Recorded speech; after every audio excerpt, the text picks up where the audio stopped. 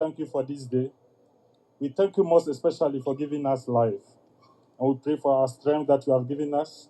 We pray committing this gathering into your hands. Come and take over whatever we are going to discuss today. We pray that you will give our leaders here with us the wisdom,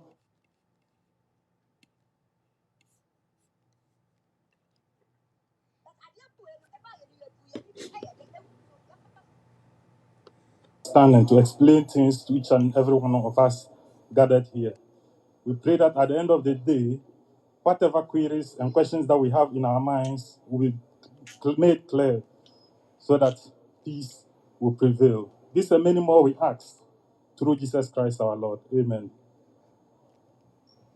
Thank you very much, Mr. George. We're most grateful. Um, Without much ado,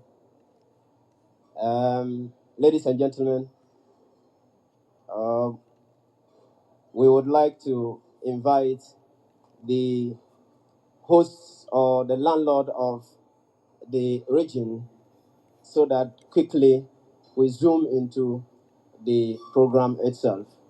Um, Ladies and gentlemen, may I introduce to you the Honorable Regional Minister for the Northern Region, Mr. Shaibu, or Honorable Shaibu. Thank you very much.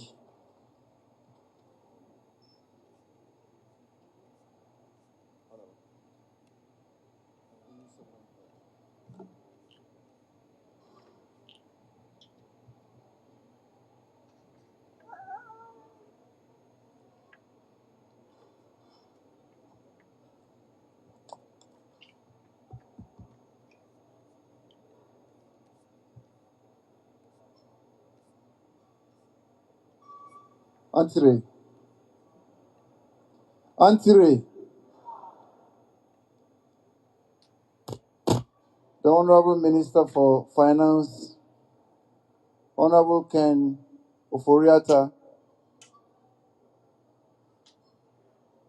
the Honorable Minister for Fisheries, Honorable Mavis Howard Kumsen, the Honorable Minister for Information, the Honorable Deputy Minister for Transport, Hassan Tampuli,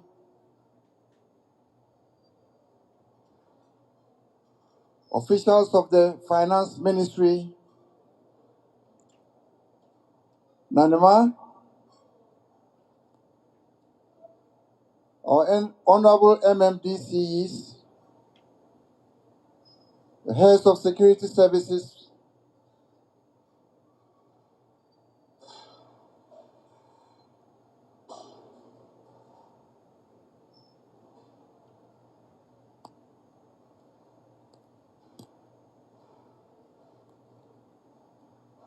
leaders of associations and members of those associations, the security services present, invited guests, all protocols observed, ladies and gentlemen. Indeed, I am most honored for this privilege been given me to host such a very important forum.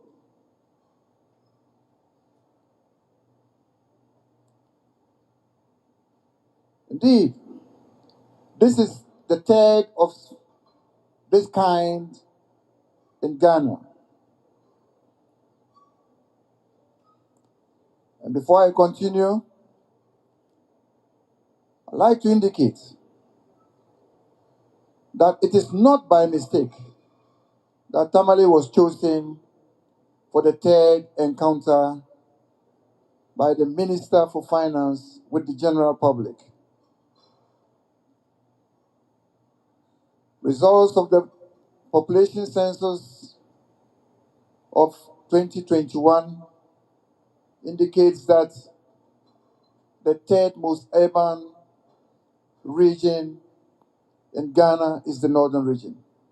So this is some of the things that were taken into consideration, and Tamale was chosen as one of the venues to host this very important forum. Let me also not hesitate to say that national development is a shared responsibility, and we need everybody to participate in this very crucial national program. This might have come from a short notice, but I'm impressed about the attendance that we have here today. It tells me that, after all, the people of the northern region, and Tamale for that matter, are not onlookers. They are very much interested in what happens to the economy of Ghana. And I want to applaud all the attendants here for making time to be here with us. Can we applaud ourselves? Today's forum, from my introduction, I have set an indication that it has something to do with finances. And that is why we have the finance minister himself in our presence. He could have delegated any finance official, but because this is a very important issue, he has chosen to be here himself. We have stakeholders who would be helping me moderate this program. We need your attention. Please, Ghana first. Let us think about Mother Ghana before we think about any parochial interest that might be driving us in here.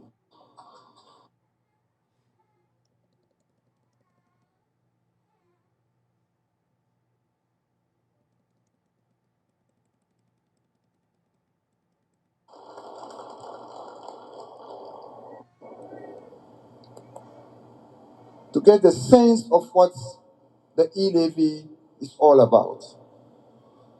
So I want us to give it the attention that it deserves, so that after this program, those of us who have not been well informed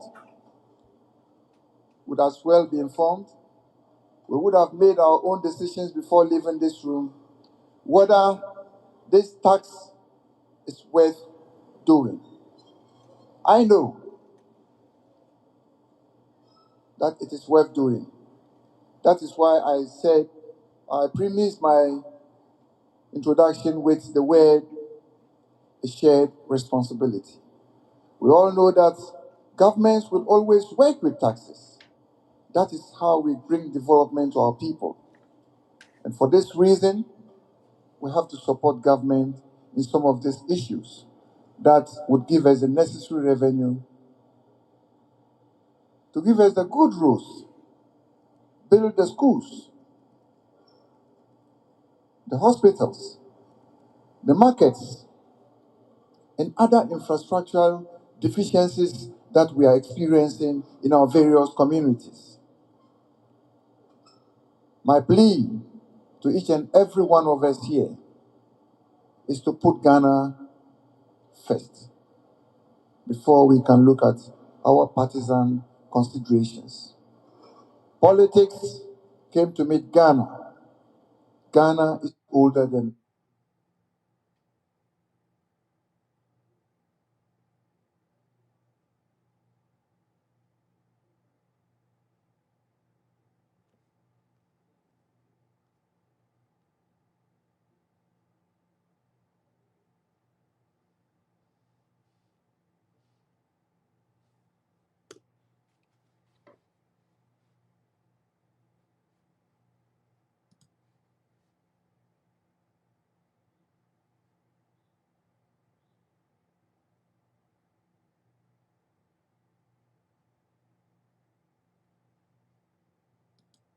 that we are experiencing in our various.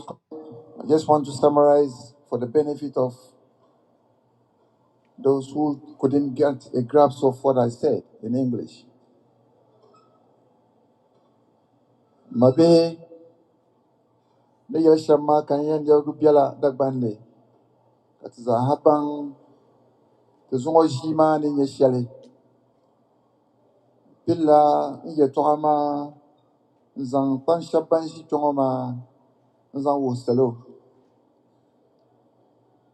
ne zang ba woselo nai kan yel ye te no manya sampam te lan chongo ne te de la bal shale te pamba ma ne ji ankarana kale bizan kayele ye ten kana ne te tutum tun shalngoma de yana so kamza hayelle don zaha de simsine te zan tan ban lebgan sam zan ba to toni dene yen cheka Ghana karnya lebgan sam de zo tin yan nan ban sha zo ye to pampun dang toni kar pa ye mangle de yelti ye to tiare kar pa ye mangle ye zungo mun namlema o mamman beke no yelti ka to se kage pa oko wan kanama woji pan shabin yan songo ko to kagale kati nyeri nyesham kati chejire kazan yamangle zan bolyab gansum zan tigana ye aile gwamnati kapu gwamnati puni nyeshal nye to pokparba tanan bambe du don aile bambe du wane salo balbu kam be du ngopuni da be biane bantum de gwamnati mamman tuma biane bantum de man son sim tuma kaba biane bantum de bada halal tuma kaba biane tume za yino kam kuto yina bolyab kan sim ti gana na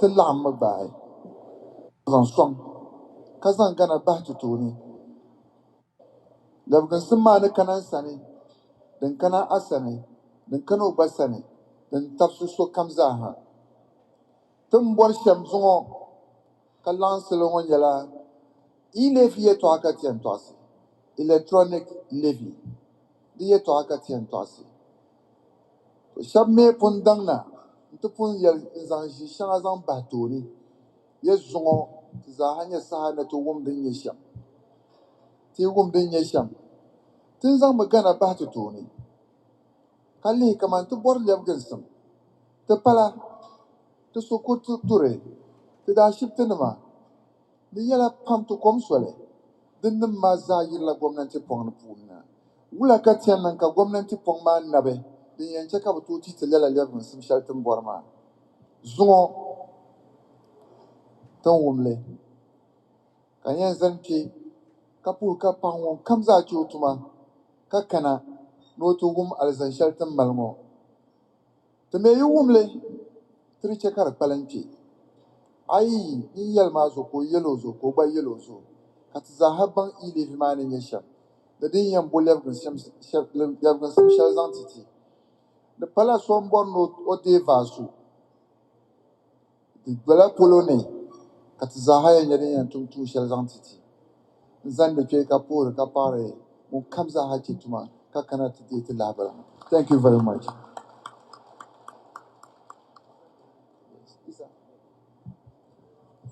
Thank you very much, Honorable Minister. Now, on this to go to Paya Pam, Honorable Minister, to Paya. Thank you very much. Um, on this note, may I hand over the microphone to the Honorable Minister for Information, Honorable Kojo Opong Nkrumah. Thank you very much. Isa, thank you very, very much. The Honorable Minister for Finance, Honorable Minister for Fisheries, Honorable Deputy Ministers, distinguished ladies and gentlemen, good afternoon. Thank you for receiving us here at the Radash Hall in Tamale, from where this afternoon the whole of Ghana is following a very important national conversation. A conversation on the Ghanaian economy, how we want to recover the Ghanaian economy after COVID has hit us, and our various roles in this recovery, including how we fund this recovery. I want to crave your indulgence for a few minutes to formally introduce you the delegation, the government delegation that is here. And you please join me with a round of applause to receive first the Honorable Member of Parliament for Gushegu, Deputy Minister for Transport, Hassan Tampoli.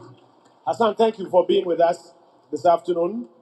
The Honorable Member of Parliament for Ewutu Senya East, Minister for Fisheries and Aquaculture, Mavis Hawa Kumsin. Thank you for being with us. The Honorable Deputy Minister for Information, the Honorable Fatima Abubakar, who is here with us. And the delegation is led by the Honorable Minister for Finance, the Honorable Kenneth Ofori Atta. We also have with us officials of the Ministry of Finance, the Tax Policy Unit, officials from the Ministry of Information and other government agencies. I just want to set the tone for the conversation. And I want to set it by thanking you once again that you have made time to be with us here. We are all aware that the world is going through a challenge. All of us here are wearing a mask. Why? Because there's been a global disease that has been killing hundreds of thousands of people, COVID-19.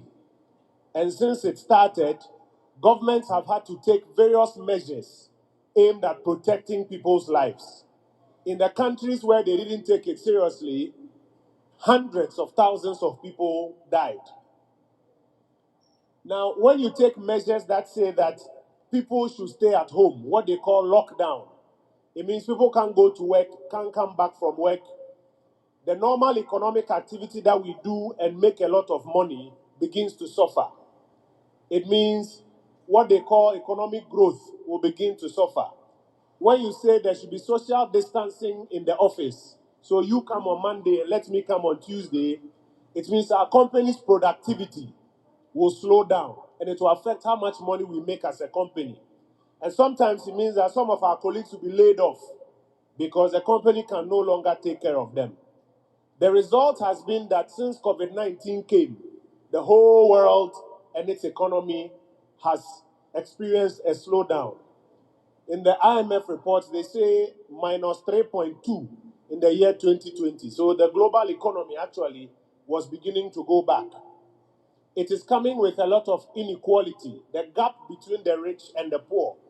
And inflation is going up because places where they manufacture a lot of things, they can't manufacture a lot of things because people are not going to work.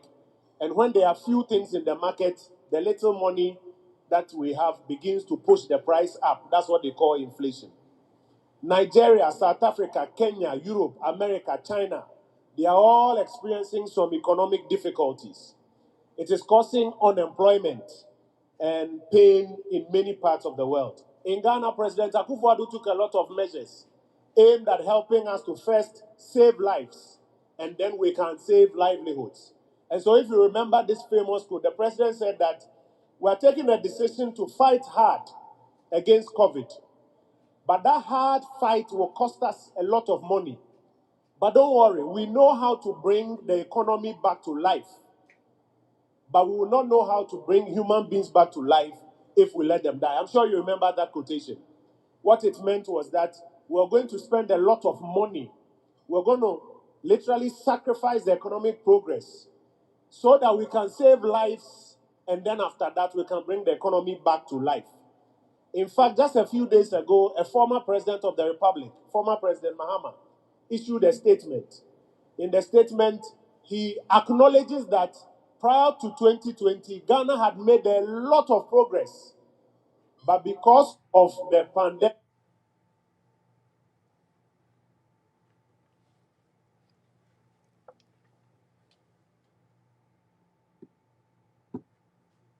and the expenditures associated with the pandemic.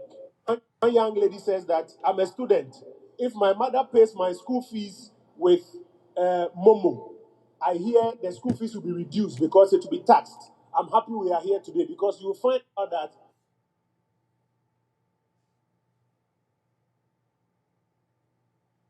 that is not true. Public schools, when you pay any sort of payment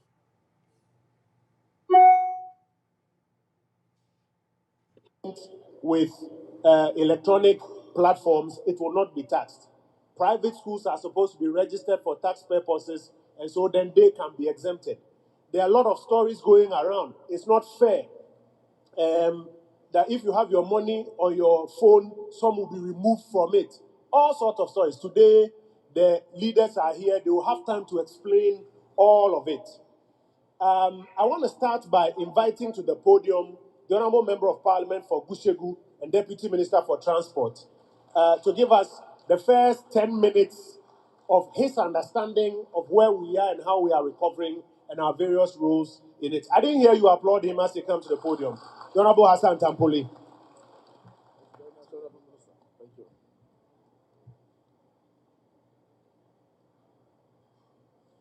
Thank you very much. The Honorable Minister for Finance, Honorable Minister for Fisheries, the Honorable Northern Regional Minister, Honorable Minister for Information, my colleague Deputy Minister for Information, Nanama, MMDCs, Service Commanders, distinguished ladies and gentlemen, Entre, to, Poya Pam Kapai, Ne Inyasa, Nkana, Neti Dilala Alzama Shelty and Jimo. Intahan Sune, Government doesn't budget, isn't Chang Jin Torboyin, to bond the Parliament. Natalie budget ma, Tiyan Nusham in your Larry, Natiyan Dilala Larma Zamba to Mambukata Namsham. To bond the economic policy and then budget statement. So to Nanganai, the Palala Bumbo the Bishao enabling law to give effect to the levy. The Punakati Palam, Kadama Bukata, Nasa Shelton Panao, Katakana, and Tishin Kamantijiamo, Tian Jilla Gana Lula Kambovania, and Kana, Tidilala Azamama. In Tatizami 2016, 2015, to that one the Bishao, no Dumso, what is our Tam Dumso Yala? Who remembers Dumso? Because the lights are back on. So nobody remembers Dumso. But it took a lot of effort to get Dumso out of our lingua. Bundalena. Government da sign le bumbo ne Bishao power purchase agreements. The Pune, Kabasani, Tinyan, Nem Nalumbo Masha. Nalumbo Mami, but I sign the agreements, ma, but when the Bishao take or pay. Whether you consume the power or not, you have to pay for it. And for every year, told you $500 million, $1 billion, Laka to Kuyara, Kala Latima, Nanguma, Tibuzan la Kubugata. Ayuro, Anjo, Amiji, Anjo. The government kana to be that punjale. The problem of Dunzo was not a technical issue, it was a money matter. So government was going to find the resources to be able to address that concern. And that is what took us out of Dunzo. And you need to applaud the government for that. But we are not the government. Now I think I like my could be tongue funya, Karkunya, Kasakamdami. I wanted to hike Kalala, Timia. Those were pre-COVID time, before COVID man I kana. 2017, Katapilgi Bumbo and Bishop Free Senior High School. Nilkamum B, Chang Secondary School, what me Bishop and Bene. Then a Lola comes out, so comes out me. Tumbo and the Bishop planting for food and jobs. Pukaro baking is a meat and financially. Naminya Kabuzang track a articulator, a fertilizer, Tule, no Copsita, Kabmal Leptugo, now Bulapolo, Bushatung Bande. fertilizer nang Allah gana ngo kan yirba ti jurle exporterle inchan tunduya government mi yola de pregle katimi ba yodubula de pregle social interventions come da bien katada pille tada little lapse nurses allowance teachers training allowance dinnin maza tada la gana levies taxes and all of that and put them together into a pool for the benefit of all of us. Those who COVID nikana la latin la ajishalma dinka tada zam piligi tiyan nungsham address la COVID mama. The government the economy was very buoyant at the time. No doubt about that. Everybody acknowledges it. So we were in a position to immediately start looking for solutions on how to deal with the COVID situation. The Gwantombe Yalne, we nanda nyanga, abanan laura, anan la atone. We started looking for how to deal with the COVID situation before we got help from external sources. Dunnan ma ka zanzan da kaman minister da puyarma to da haban nan da jafa rasu zuma tun nan da lami Veronica Bucket zungo ban kumman lala bin yaran ma za bada nan lama halin ya allo kamza hand sanitizers shifty bonan tun bara dunnan ma za ta da nan government me da ban mal dishili because the 2020 budget had been passed in November. So we didn't plan for any expenditure on COVID. So definitely, Amal still been shakamza, the Kulli Banya. Didn't that party? Kakanako to do a lolokam. But the government had a responsibility to do something for us. Who remembers how many months the government took care of our electricity bills in 2020? Have we forgotten? Our electricity bills, fellow Ghanaians, President Daya, no deal, let us kaya the light bill, the water bill, walang dia, government ma dia because that money you go to Nangale. We do this in anticipation that collectively we will come back and then build our revenue sources again, so that in the unlikely event that some other pandemic strikes, what do we do? Are we able to take the first measures to protect ourselves before we call for external support? That is why we are having this conversation. So if tomorrow some pandemic strikes, what are we going to do? Bokatiyan now. So Shabiyan Leticham IMF. What has IMF got to do with this homegrown solution that we want to do for ourselves? You go to the IMF, BNT 11 more conditionalities. You cannot recruit people in the public service. The people of Banku Bay, Tumpune, Umbortumango, Larasama, Busubian Yetmaya, the governor to money. That was the case before 2017. And then they will tell you that you can't pay teachers allowance, you can't pay nurses allowance, you can't do this, you can't do that. They'll be shouting instructions at you on how to manage your own economy. We have taken the bull by the horn. That it's time that we build local capacity, look for homegrown solutions to our homegrown problems. So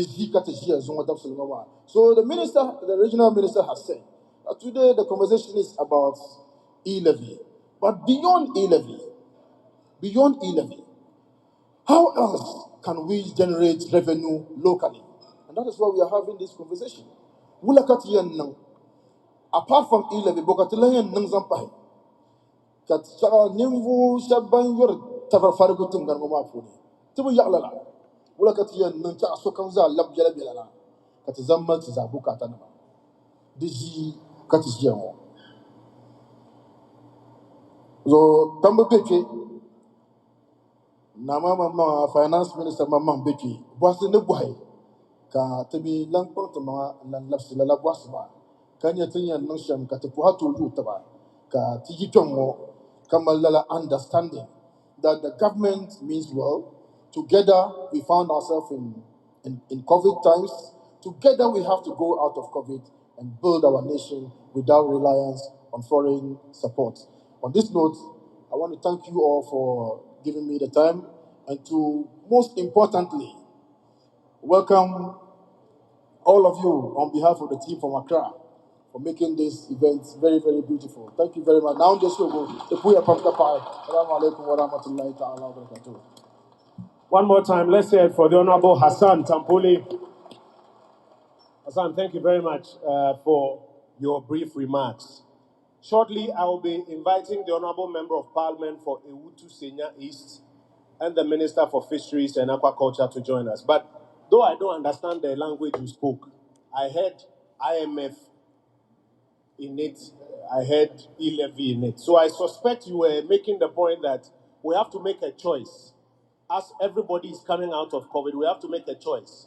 Do we want, based on our principle of self-determination, an independent country, people with sovereignty? Do we want to be, like we said in the beginning, the black man is capable of managing his own affairs? I'm sure that's what you were saying in Dagbani. Aha. Or do we want to go and give it to the IMF to tell us what to do as a result? Ladies and gentlemen, join me with a round of applause to welcome upstage the Honorable Member of Parliament for Ewutu Senya East, Minister for Fisheries and Aquaculture, Mavis Hawa Kumsen. I hear they call you Iron Lady. Thank you, Mr. Information Minister. Mr. Finance Minister, Honorable Kenufuriacha, my own brother, the Regional Minister, the Minister for Information, Deputy Minister for Transport, Deputy Minister for Information, Security personnel present, the chiefs all gathered here. Manam, ne ya maga faraka zani to ne kenwo. Inji ya alzama. Ntuzodo tampuli. Upon explaining, boso kada something that today ili. This one be a yelpam. Ile di ma tumbo kadiento. The economy to song government. Government won't Kanagano. In Yana, teacher visa at school. Schools will can say it on his own. Schools will can say it on. Bumbla being yama. My dear Salga Kenwo. Because schools will now put on your chance. And just Zanikin when Bob Mike, no minute come way in this year. Will a car government and told no in your school fees. Kadakala da Arjifunika the Yena. Acquire your B school fees as you and your more than 3,000, they 4,000. Ka government here and Chakabima at school. Need your school fees, Matibima.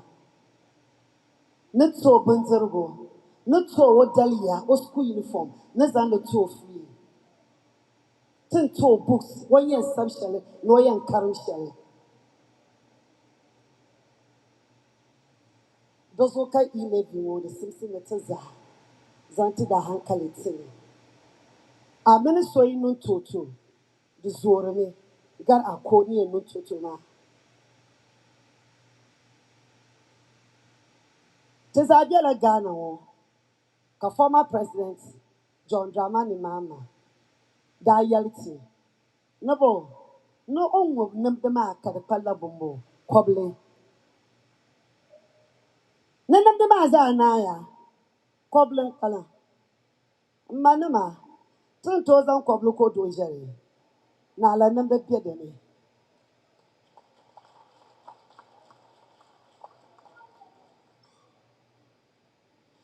Number man, Abby and Yelly Yelly, Nalazan Loretta. No, for you know me, Kutonia la Larama, Nala Minaza no tutu, Katana and Yen and Michelle, the end to Sherry, Kagana Nimza, Temsharu, won't be Yassam. Buy a solo. tawom ne ye ne no accountability ti and day 11 ma. Yes, finance minister yelia no accountability. Son yo Ghana government ko nyel arma kalesan larma tutuma. Di yen yo school fees, di yen mal palle, zuwo tizabe tamalwo, tinya interchange shelbon nona. Interchange ma, tibu yo contract ma tukuto nale. Ka interchange ma ko, tepansi pala biani karbu viela. Umpo yel yeno poso habinya ma ipa bambla, kachan poso ha. Ipa pala zo kayen kwe poso ha tumpuni. Solma ebe viela lori na sa, ndiye wula. So the Samson etimal palamazo za. Lori kane wula ka government yen tono street. Okuto nongle. Nazo to suri yemi. La asharati yen dewo. Tiyan zan mi tumtumna. Tuma. Tuma kati yen zan tum Ghana wo. Kaso kam nya wo ma. So da boy so ala waka ta yuli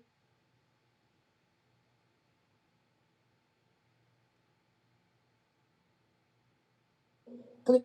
Never na bukana government ni so okuto yen di. So me da boy ya. Ye ni ile di buviela. Tell ya ka MPP num ilevy. Kagana num le vote ba. Inye ba. Dinya la yal mali ya ni ilevy bu viela. Tell ya baka bono. Tell ya baka bono. Wula suki ya na de bu viela. Yi bien chaka bono. Meanwhile yi kanaka de bien yi bien lovely. Because yi mi ilevy ni entuntum sheleti Ghana nama. Dozo ka ba za asira. Ta suri ya mi. Son yeti. Katizale yal arunwazan tuntuma ti Ghana. Mr. Information Minister, I want to change my tongue to Hausa. Salam alaikum iyayena. Muna rokanku yau mun zo nan yin batun e-levy. E-levy, wa me za yi da e-levy? Brada na Tampuru ya tuni magana. Ghana mun gaba gwamnatin da zai ce yaran school su je school, secondary school free. She gwamnatin mu da ke zaune kan yau ga. Shi ya ce yara su je school free. Baka biyan school fees. Baka san rigan school. Baka san buku da yaro zai rubuta ciki. Baka san buku da yaro zai karanta. In kai kadai zaka zamna ka biya school fees in yaro, kai kadai ka biya 3,000 ko 4,000. Amma yau gwamnati na biyan wannan kudi. Shi yasa ya bar yaran mu diyewa sun samu suna zuwa school. Don albarkacin school yasa ni Hawa yau nike saye gaban ku. Ina rike da mic na magana. Inda ban yi school ba, da ban samu wanga hanya. Shi yasa gwamnati MPP ya ce ya bar yara duka su yi school. Su je school ba da biyan kudin iyayensu ba. Mun ko muna ganan ga former president John Dramani Mahama zo gaya muna. Wanci na masoran kasusuwa. Iyayenmu yau an yayi miya da kasusuwa zalla. Bai yiwuwa shan samu nama an kara. Nama muke so mu samu mu kara mu yi miya mu raba ma yan Ghana duka. Akufo-Addo kada bai ya samu wannan nama she da mu dukan ya. Muna magana muna so titi mai kyau. Yau gashi ana yin ta change tamal nan ga. Kauyukanmu ana hanya. Nace ni yariyan fusuwa ne. Na kai Bimbila ko za ni Bimbila na sauka hanya in zan shiga kauye na. In hanyar bai da kyau lore na ya bata. So da e-levy ga za yayi wadannan aiki duka. Da e-levy ga za ya biri ma Samaru na aiki. Samaru na an ce wai yau ba aiki Ghana. Ai ba yau ya fara ba. Ba yau rashin aiki Samaru na ya fara ba. Tun lokacin wasu gwamnati ya faru ba yau ba. Amma Akufo-Addo na kokari ya samu aiki ba yara. Shi yasa kuke gan muke batun e-levy. Ku tanye mu. Ku gani ko ban mu yi accountability. Shana tambayan Clementa Park. An aka yi e-levy kuka zo kun yi e-levy ko ya za ku yi. Wa ba su kai wajen ba. Wani na tambaya. To kun ce e-levy bai da kyau. Ku bar ya MPP su yi e-levy su. Yangana su vote sumana. Suftada su. Kukate Ansan abinda e-levy zai ma yangana. Shi yasa ba son a yi e-levy. Ni da kun da muke zaune nan ga zamu mu yi tutu. Mu samu kudi mu duba Ghana. Mutum guda bai yayi. Wo aji mai nauyi mutum guda bai yi aza. She wani ya kama mai. Muna rokan ku. Yau zuwan mu nan ganga mun zo mu gwada muku mu gaya muku. So ku ji ku barbara ana zuba kasa cikin idanunmu kamar e-levy bai da kyau. E-levy ya tanye mu ya kai mu wani wuri. An bani man lan labda ban ne ya ha. Enta ya bidaya na nirbiyar na cin bi me pasara ban yar tuma.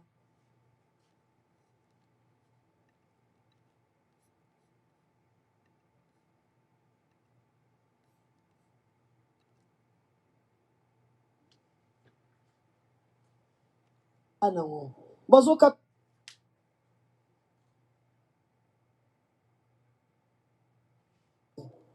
zuwa ka da tirge. Ayi kazu tuba pam jani ka biyan buham. Ti bin yala lalaro. Tabi yana tukuto tumo, tabi yana laro we kani, tukuto rani government ma, tunto rani le, bedi yano kati zahale nyatin borban shao, dozo kati pushirle, tapa ayapamani splada.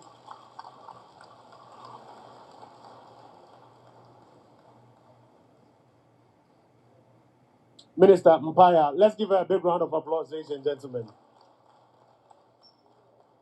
I'm told you started off in Dagbani, then you went to Hausa, then you came back to Dagbani. This one is conversion of the languages. But I heard you talking of accountability. Accountability. And it's one of the questions that people have asked. How does government intend to be accountable for the money that it will raise? Minister, if we give you all of this money that you are saying we should contribute towards the resurgence of the Ghanaian economy, how will you be accountable for this amount of money that we are going to get through e-levy? It's my understanding it is one of the things that you will speak to. Also, there are persons who are going around saying that the government says that e-levy is the solution to all our problems. I'm sure you've heard that one. I'm sure you've heard it. The government says that e-levy will solve everything. Minister, is it true that that's the government position that e-levy is the solution to everything or every challenge in this country? Is it true that e-levy will bring hardship? That if we accept this, some people say e-levy means evil levy. It will bring hardship. It's very evil. How does it affect all of us? And some even suggest that the electronic transaction industry agents association, when I was says that he's afraid that it will kill the industry. It reminds in President Kufuor's time.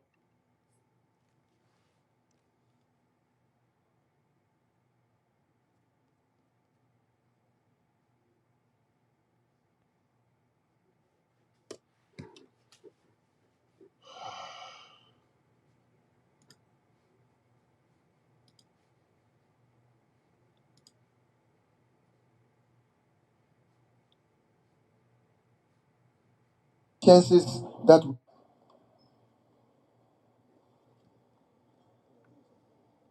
Okay. Good afternoon. Good afternoon. Oh, Charlie.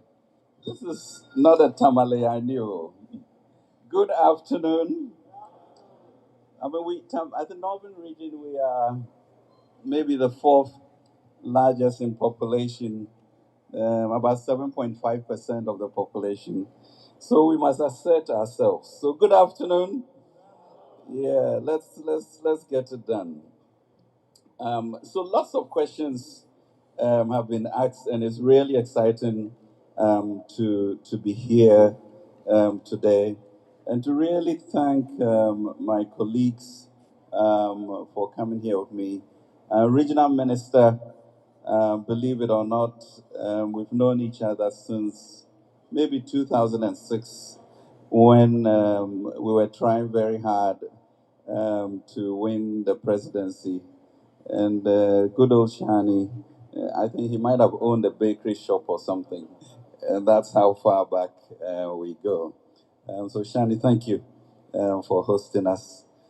Certainly, Minister of Information for organizing all of us to be here.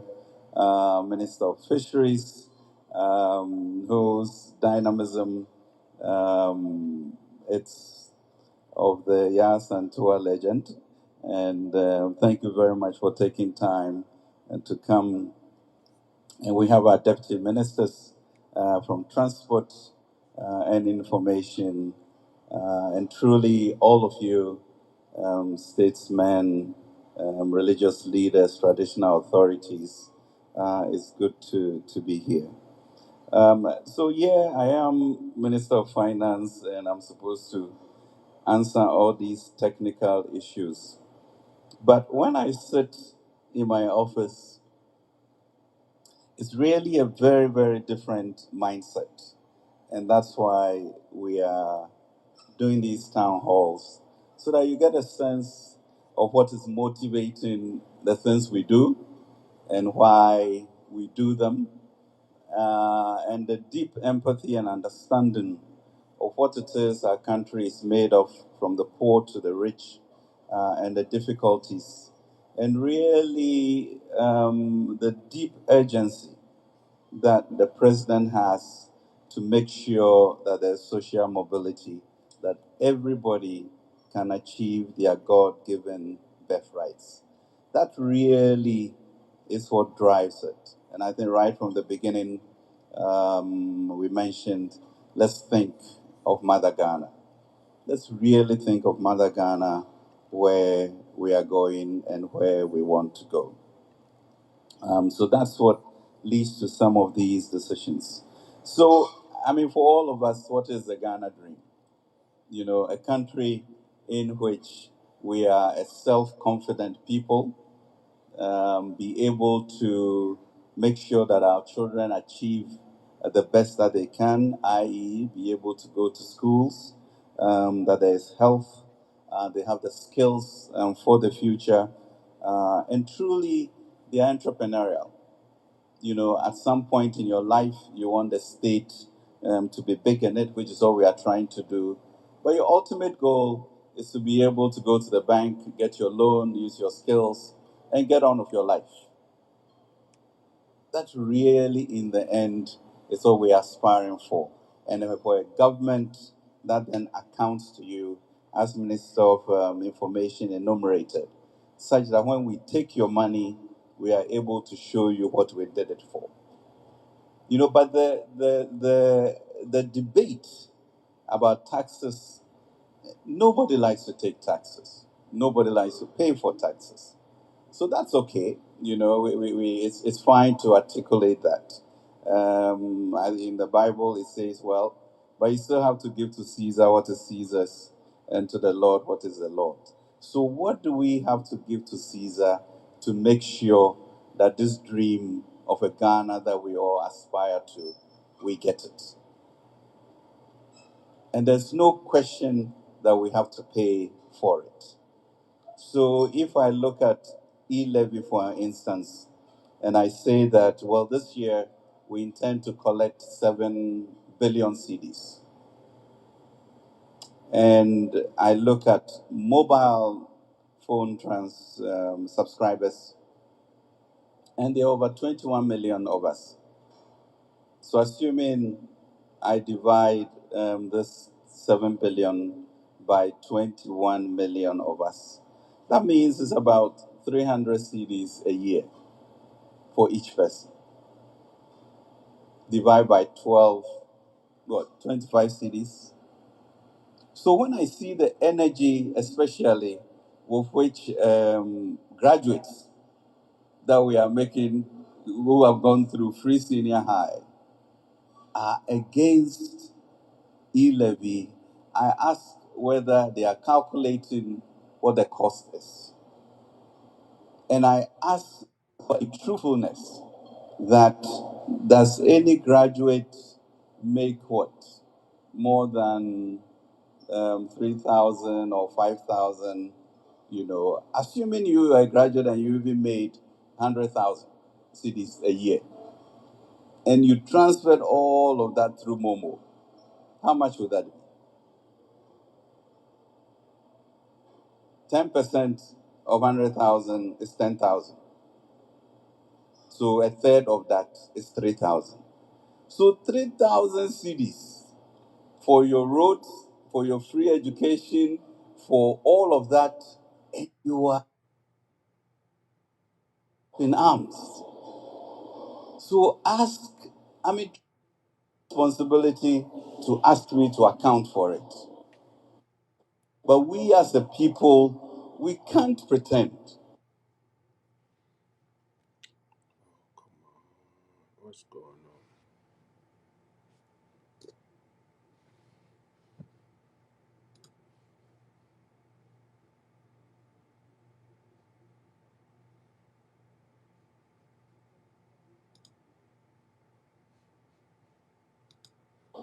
I mean, what is the argument about? That you are saying that the state has done nothing for you since you were born, and so therefore I shouldn't contribute?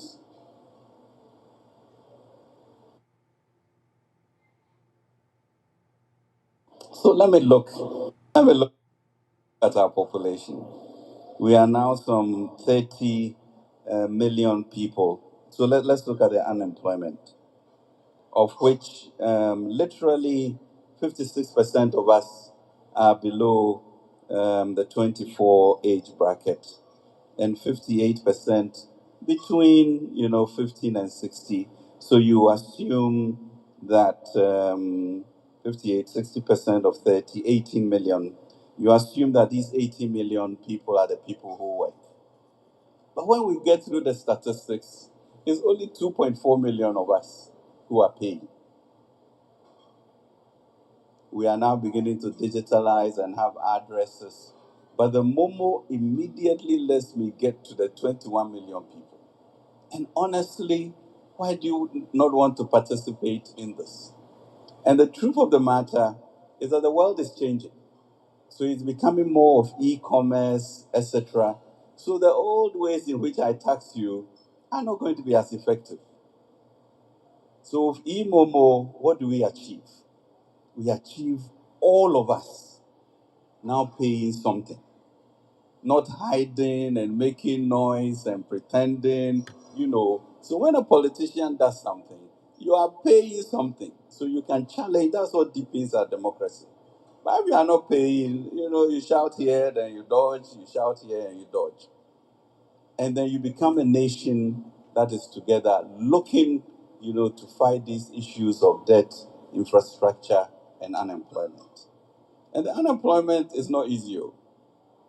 So, for example, we have 4.6 million of our children in primary schools. Then we go up to junior high, and we end up with 1.8 million in junior high. So then ask 8. So what happened to the 2.8 people? Where are they? I'm not accounting for them. I'm pretending they are not there. Then I move from junior high to senior high. The 1.8 becomes 1.2 million. But even that 1.2 million, thank God for Nana Akufo-Addo, because most of us could not go and pay for it. It's being paid for, and we are pretending, oh, we have not got anything from government. What is government doing? Whose 400,000 people do you want to stay at home? And who should pay for that? I went to school in Chebi because I was born out of wedlock. And, my family, from the royal family, were not really ready to receive, this woman who had, you know, gotten my father to make her pregnant. It's what they'll say. Women, you know how women behave, you know. So, I lived with my uncle on the farm every morning, walk 1 mile to JB Government Primary. You go to the river in the morning, you cook, you put your plantain in your pocket,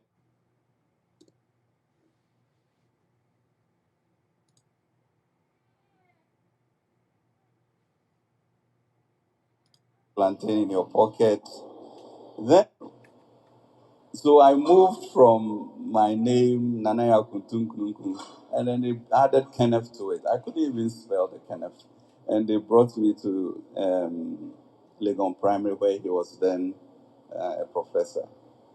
So that opportunity then led me, and I wasn't the smartest person in JB, because anytime I'm supposed to go to school, I'll find my way to Brim and go and swim. By the time I get home, your body is very white, so grandma will know that Akwe Wanko school. Then Obe Brim was, So, but the intervention of that recognizing, first of all, the courage of a woman not to abort and run away from Chebi to be able to do that and keep me. And then finally, the courage of a man to be responsible to say, I know my brothers have children all over the place, but me, I'll go and take mine.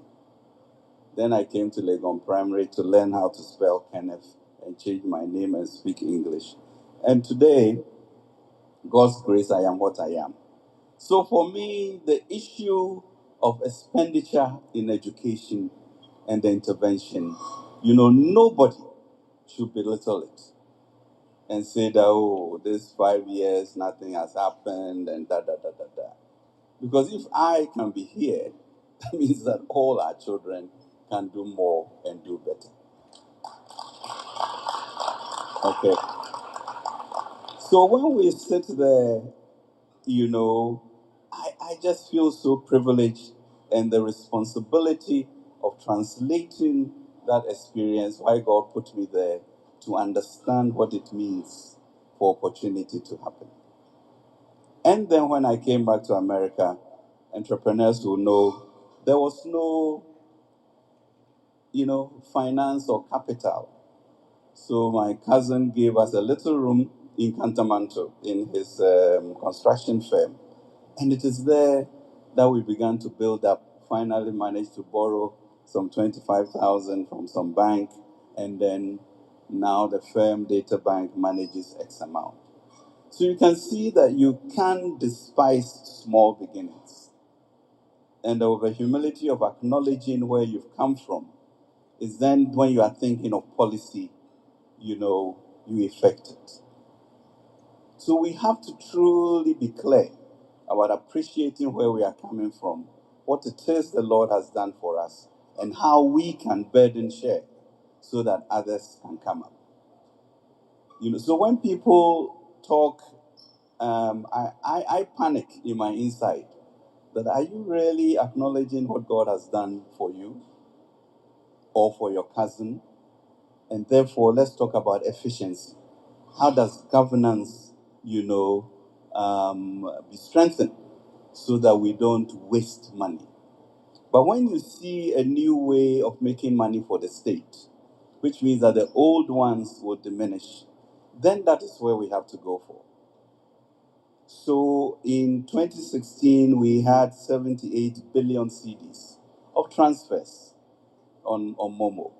Today, we have almost a trillion, 953. The economy is changing. People are taking advantage of that. Shouldn't the state benefit to look at our debt, to look at our infrastructure, to look at our unemployment? And is it the 25 cedis per average that you are paying a month that we are fighting about? Because you don't want other people to also get their birthrights? That really is what we are talking about. And it's not that we are hanging our whole future on e-levy, but we know that e-levy is even going to grow more. Should we just let it go? Do you just not want to participate in the reconstruction of our country? Is that what it is about? Or is it because you are another party, you don't want this to happen?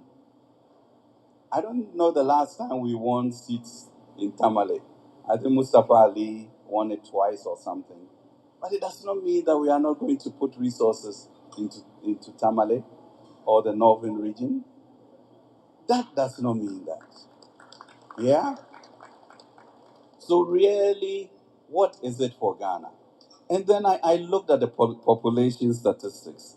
And it is scary because the top five um, constituencies with the highest population, three of them are NDC. Pong Cantamanto, between the ages of 15 and 35, 163,000. Saneregu, 137,000. Gas South, 133,000 youth. And they are standing there saying, of all of this unemployment, we shouldn't pass e-levy. What is a parliamentarian for? And why are we getting partisan when 137,000 lives in Saneregu are at peril?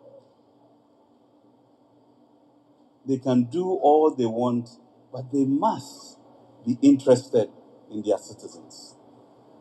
Because of what? An average of 25 cedis per person.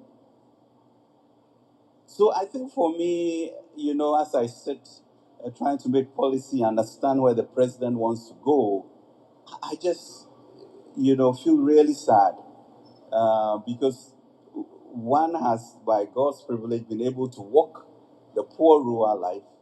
One has been able to look at the issue of starting a business and the problems that we have.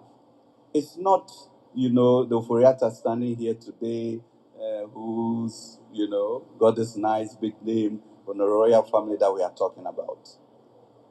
It's about the son of the soil who has gone through this, and because of certain breaks, the mother making sure she was courageous enough not to abort you, father being responsible enough at a certain age to say, oh, I have somebody there, and then the opportunity of also a cousin giving us a small room for us to start a company that now has maybe 400 people employed, 9 branches, 140, whatever. And it's all of us who can do this. So my issue here is not to come and browbeat you about e-levy, but to truly understand what is it we are talking about for the future of our nation. And the warnings are there. The warnings are there that if we don't change our attitude and our common humanity for each other, we will perish. And it's fascinating these past 3 weeks. Because what do? Because of our arguments and all of that, Ghana gets downgraded. The downgrading is not some technical thing. It means that if I go out there to try and get $1 billion, now I'm going to pay $50 million more a year. 10 years, that's $500 million for. Because we are arguing, and our people that we have sent to universities are also arguing, not looking at the reason why we have educated them and looking at the data and the consequences of what we do. So that's one. Bad luck. Then we get on the local scene, we get into Bogoso. This explosion, lives lost. Fortunately, we had a census, so we could then determine the number of households that were affected. So we could respond. But even that, about triple the number of people came to claim that they needed benefits. So our own honesty as a people. So that was also an unfortunate incident. And then the third one, crowd that broke my back, is I don't even know where Comoros is. And they beat us in soccer. I mean, guys, so this dithering and, shouting and talking, that is the level that we will be humiliated if we don't sit up to have a clear difference.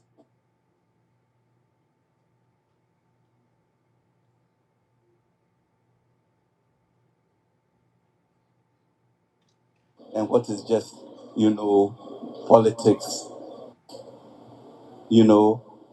And the Bible is very clear. People speaking one language, there will be no restraint to what they can do. So, what is that one language that we need to speak to be able to move ahead? And that's really the challenge. The issues about e-level them and do that. But really, I believe we have a role to play in the freedom of Africa. Okay? So there are three pillars. We as a nation, the political independence, which Nkrumah led, we're very proud of it, and Africa, got emancipated. So our democracy and with this fourth republic, this is the eighth, and we are doing very well. We are challenged with a parliament that is almost equal, but that's okay. How do you work at it, in a positive way? Then over that period, we didn't even get one AU organ. Finally, we got one, and that's the AFCFTA. And we are in a period in which investment and trade is really the new battle of emancipation. So why did that come to Ghana at this point in time? And what are we going to do to use that as a leverage to be able to then bring investments in a regional place to move forward? That's what we're talking about. So the political leadership now, somehow we've been blessed with leading the charge for economic emancipation. And the president was also clear on the third leg in sort of cutting the sword for the National Cathedral, which is the spiritual empowerment that we need as a people, so that we are anchored in truth, in honesty, in values, etc., that we go forward. So that's where we are, and the things that we have to tackle now are the issues of our debt, so that we can sustain it going forward, be able to pay for it. The issue of our infrastructure, the roads that you need, so that we can build them to open up the space for you, and then tackling the issue of employment. So who can be against that? Of course, I can be more efficient. But if I look at where we were, if anybody will be honest, in 2017 to where we are here, it's a very different situation. And we need to recognize that, but we can do better. And the better is what we are invoking, the deep spirit of the Ghanaian, the genius of our entrepreneurship to be able to move forward. So I'm really excited about being here, but I really am looking forward to the engagement which Minister has allowed, so that we don't talk too much, but respond to the issues, that are deep in your heart, and then we can answer them on one-on-one basis. So we can engage in a conversation in which, in the end, we are talking about the Black Star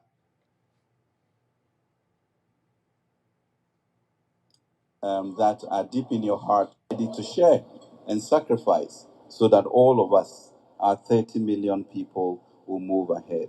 But I can tell you, as my colleague, Deputy Minister said, we are not going to the IMF. Whatever we do, we are not.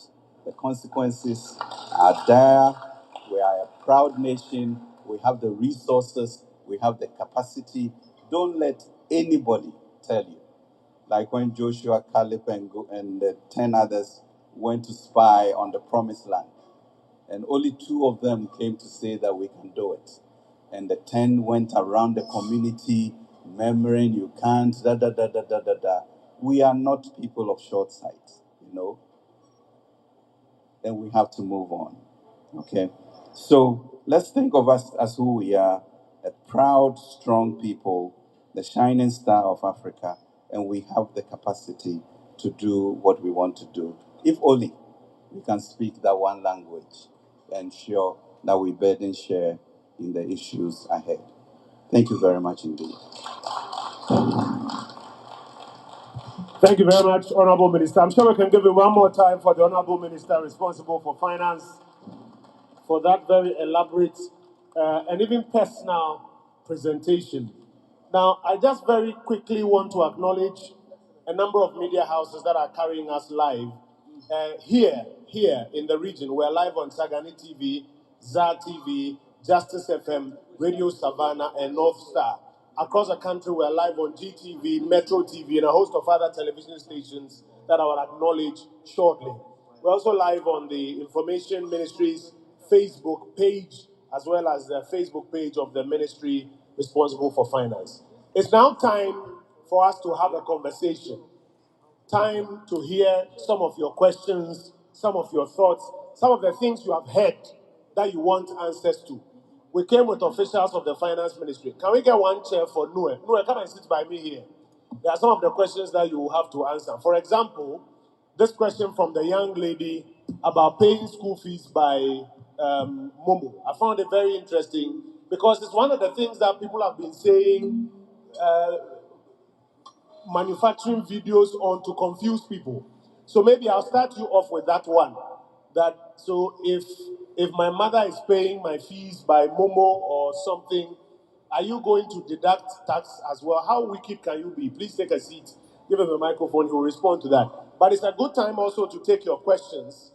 I'm told that we have representatives of market women who are here, representatives of the Disabled Society, Mobile Money Agents Association. You are here. Your president is here. I'm even told that there are representatives of Fix the Country, Northern Region, who are here. NAGRAT, Concerned Teachers, NAT, UDS, Tamale College of Education, Tamale Technical University. So just give me a wave where you are. I will ask my gentleman to bring the microphone to you. And minister is here, colleague ministers are here, the government delegation is here. They can provide answers. I have one mic here, one mic on the other side. But no, quickly give us an answer to this question. If you are paying school fees or any social service, or you are paying your tax even through an electronic platform, does this still attract this 1.5 that now minister has indicated he's willing to adjust to? Does it still attract? Let's take that response before we even go across. It does not attract the tax if it's to a public institution and it's on the Ghana.gov platform or a designated government system. If the payment is to a private school, then that private school must be registered with GRA for tax purposes, either income tax or VAT, then it's exempt. Because they will be paying tax, so then you won't pay the tax. Thank you very much. So give me a wave wherever you are. We'll send the microphone to you, and you can ask your question. Isa, if you can join me and do a quick translation of that into Dagmani. Can you translate that into Dagmani? Can I get a translation into Dagmani? Yes, he can do it from there. Give it to him. We don't want to waste time. So quickly do the translation for us.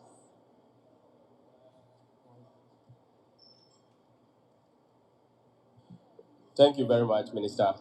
Ntaha ne bende beswal na kanna swanda buhabuhabu GTV zone ni di nonko olan yito lare ni o yo shukur fees ko zang la lare ngoma no yale mobile money nan zangti lala shukur ngoma ni be yale ni tanta hara farpal shal ngoma na nare nyala ben shadin yang bale ka o zang yal goma zangti non vo songu sulala yalma ni o lapsi lala buhabu ngoma ka dinnan ka ni sim kana zang titiza ko yale ni dinnan kariyan yele la shukru fisma ni ayan yele muba man ma zo gwamnati fargo sheltin zang na katubo ni ile bima da pabin sha'adin yang bale ni dama lala shukuru shɛli an yɛn yɔma di nyɛla gɔmnanti shukuru tuun zuɣu ka di nyɛ binshɛɣu shɛli ti ni zaŋ shikuriti fukumsi zaŋ niŋ bi suhu puuni di yi niŋ ka di nyɛla private school ka di yɛn yo lala fii maa zaŋ ti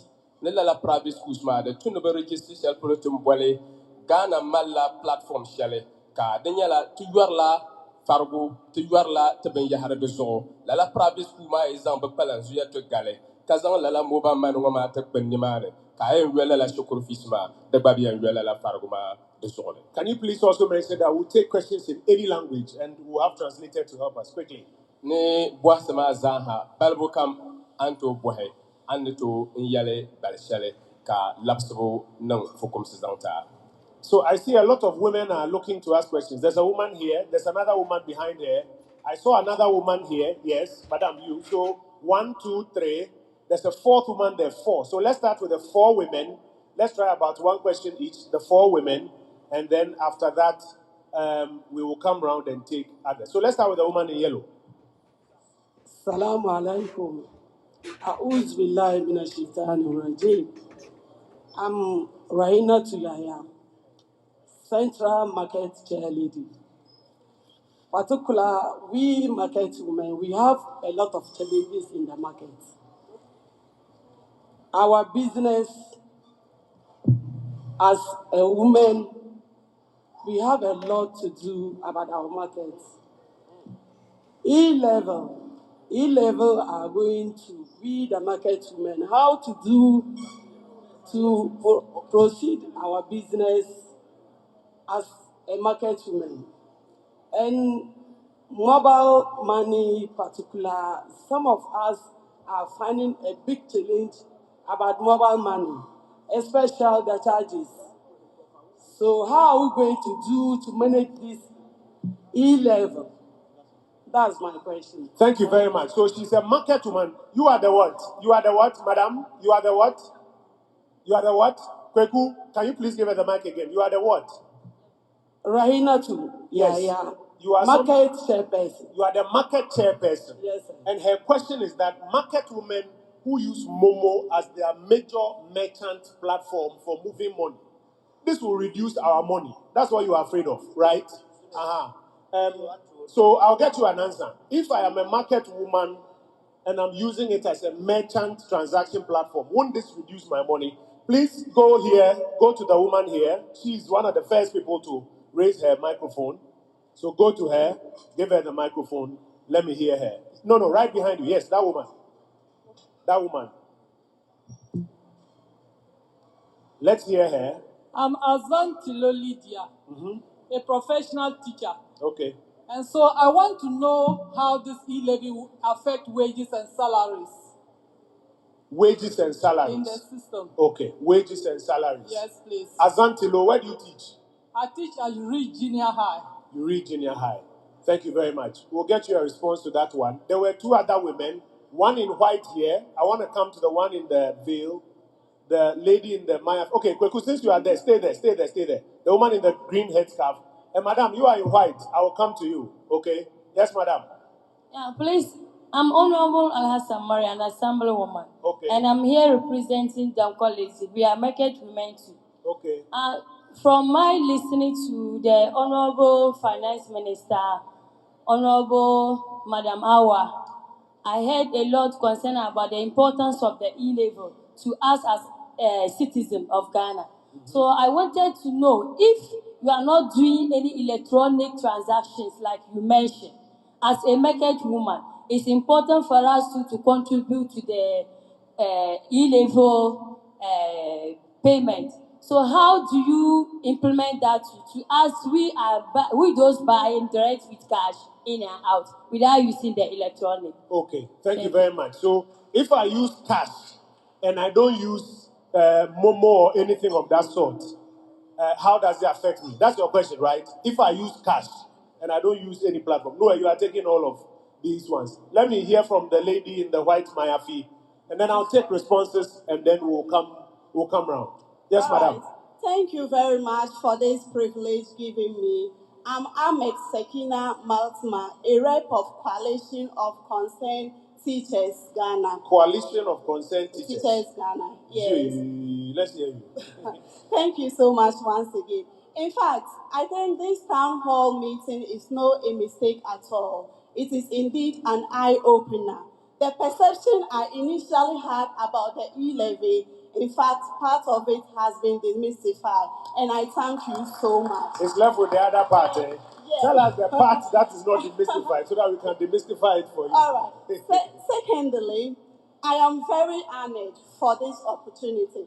And my reservation is that the way you have been able to organize us to tell us about the importance and the necessity for the implementation of the e-levy, I wish that you could engage the minority caucus in that way aside parliamentary sittings so that you judge with them before you come to parliament so that we wouldn't experience the chaotic parliamentary things we had the previous time. Thank you very much. Thank you very much. Lastly, quickly, what teachers stand to benefit when e-levy is passed? What so is that in we it will for assure teachers? you about our advocacy Okay. Indeed, if we are given the opportunity. Minister, Thank you. what is in it for teachers? So no, that one is not your question, it's your boss's question. What is in it for teachers? I will answer about engagement with the minority. But I want Noah to deal with the first set of questions. He's with the tax policy unit at the finance ministry.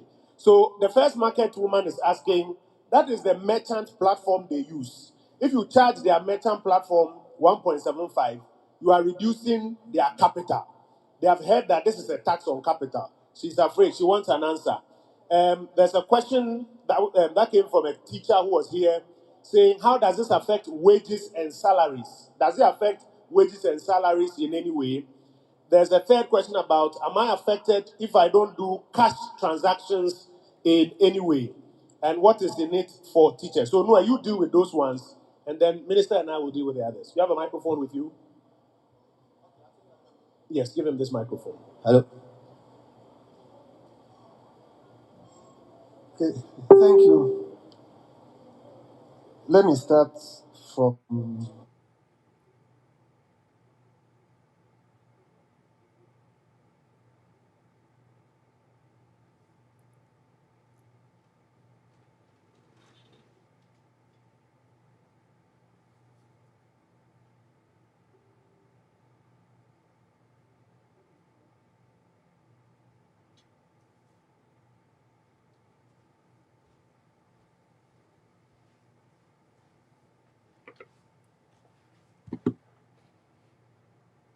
VAT invoice. Let those invoices because we have paid tax. So if we don't collect that receipt or that invoice, that person, there's no record of that tax, and it means government will not get it. So we can also help contribute by making sure we collect our VAT invoices and VAT receipts on the supply of goods and services. The Wages and okay, salaries. how How does does it it affect affect wages and wages and salaries? salaries? There's no e-levy on your wage or your salary, but that is if your employer is paying from his No, I'm account. told maybe you have to take off your mask so that they can hear you well. Okay? Is this better, please? Yes, it's better. And speak with a macho voice so that we can hear you. How does it affect wages and salaries? Okay.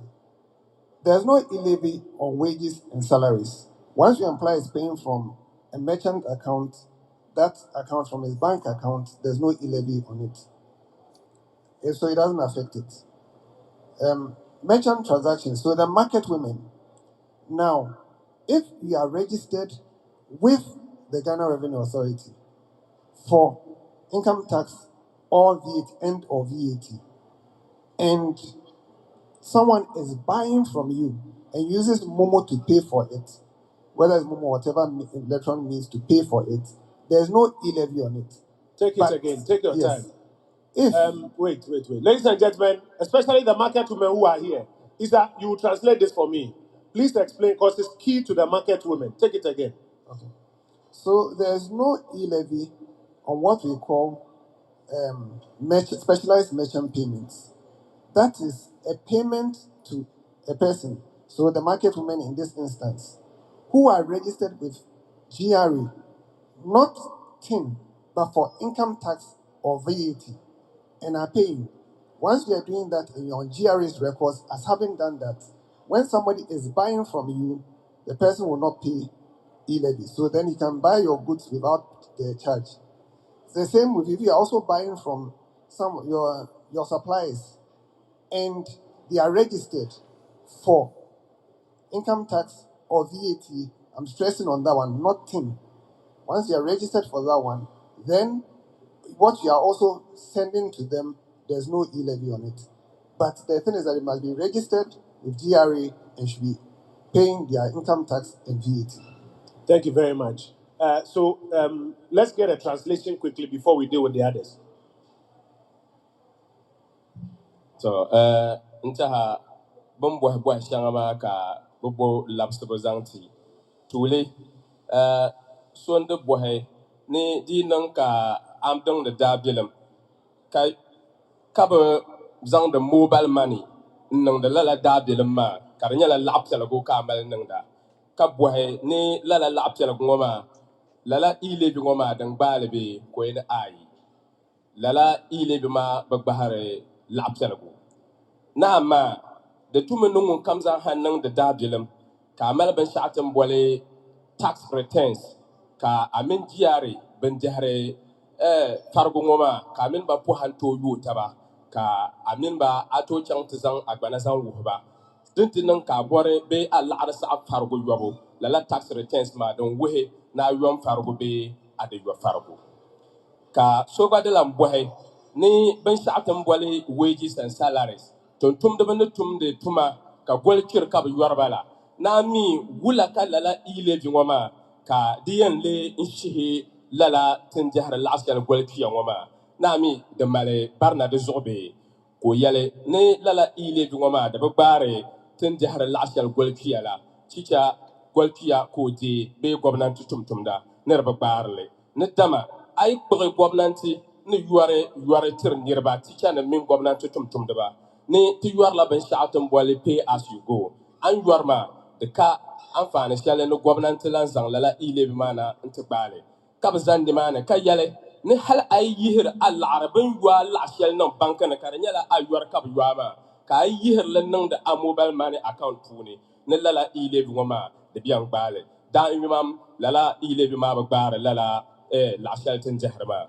ka some boy ne di nan ne bi nyala da be ne kamale ben shatam bol merchant sims ka be yuare be dar ka yuar nan da puni ne la yob ngoma lala ile bi ngoma dan bale be to ko bale ko yale ni ben shatam bol specialized payment be specialized merchant sims ma merchant sim nyala din sane a chang ya te digi la shale be sim shale bum mala ntir la'are ka dihiri la'are ka di nyɛla din ni tooi deei laɣashɛli din galisi ka a mali li kɔhiri a niɛma ka bɛ yɔri niŋda di puuni ni dee nyɛla mɛchanisim ka a mala ka bɛ yo laɣari niŋa di puuni a bi yɛn yo e-levi di zuɣu ni di mee nyɛla a gba zaŋla lala mɛchanisim maa na a da binshɛɣu a supplier sani ka yihi laɣari di puuni n zaŋ yo na a bi yɛn yo e-levi di zuɣu ni lala mɛchanisim maa the two-minute register with GRA, Bandir Fargola, Nikatin, GRA, Ka Benito de Fargo de Zo, Bendir Fargo de Zoma, the Belan to Nutide Fargo, Karanya E. Levy, the Zone, Ntaha Bumbo Buashangambara, Ka Liabagale, Milan Setataraga. Thank you. Haja, Ibaya. So understanding is happening. Salema Dagbani is coming small. I'll come to Minister shortly, but yes, we continue to engage our colleagues in the minority. As you heard, right from day one, we've been engaging and seeking to engage. And quite recently, you heard the majority leader mention that minister wants to do some more engagement so that more people get an understanding before we go back on the floor of parliament. And that's what we are doing here. We will be doing that with them as well. Minister, there's a question from the teachers. What is in it for us as teachers? Because the way it's sounding, it's not a bad idea. If we too we see our own in it, maybe we ourselves we can go and advocate for you out there. Is that what you are saying, madam? So, Minister, what is in it for us as teachers? Wow, this is a very good question. And really, thank you very much for your intervention, because I think these conversations are what leads, to the opening.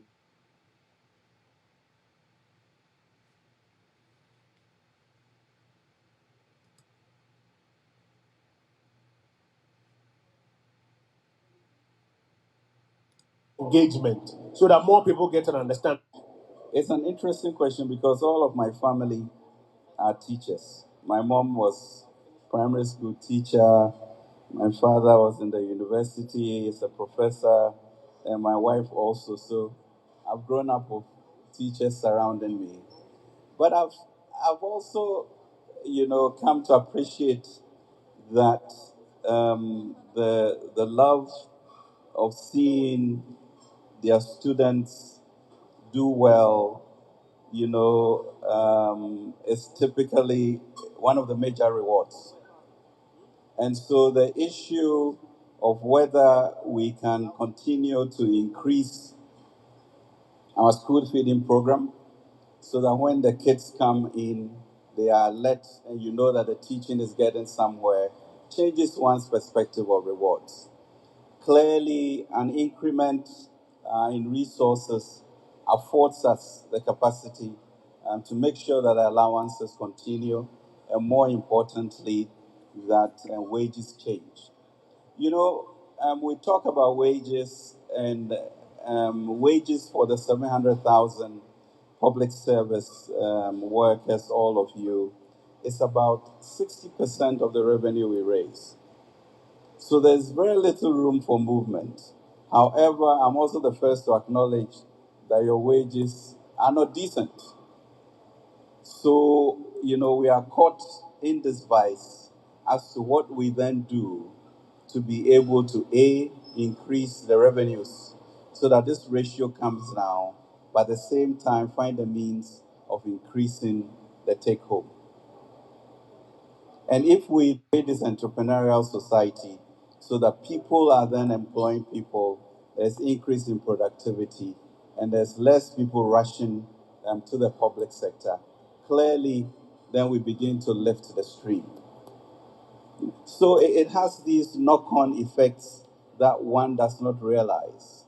And it is as we sacrifice, we burden share, we realize that, oh, this thing will then put us into a better, stronger society, But as we sit there, you have advocates who just believe that without education and therefore the teacher software, we can't emerge to the manifest destiny of greatness that we should. So we'll be there with you, battling with you all along the way, and we pray that we go through all this. Thank you very much for your contribution. Minister, thank you. Very quick translation of that, and then I'll start the next round of questions here. Chairman, in about 1 minute, translate for me. Okay. Ma person de boy onyala teacher onyala ngunum so ngun wuhur karam.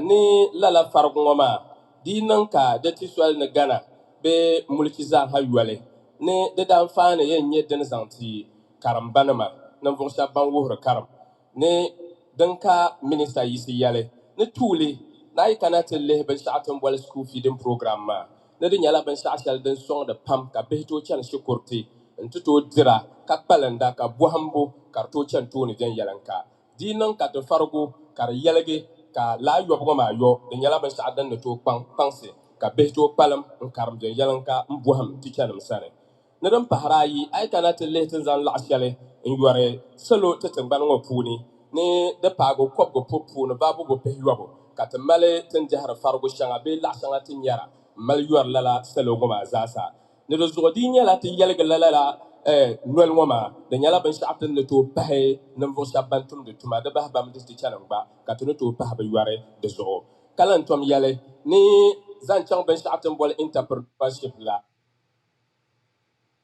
ni niriba pam to bor na bazan ba gama zo de ba bam de teacher ma nta ha na la far ben sa'adan de to yoti ka so kam za ha ni teacher ma ka to to bota bilim shel bahte to la ta shukur ban sun ma zo din yanke ka gana ka tuma nan bayana zan ta so kam za sa.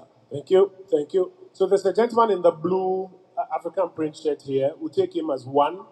There's a gentleman in, I think it's a brown shirt at the back. They'll take him as two. There are two gentlemen in white shirts. We'll pick one, and then we'll come here for a fourth one.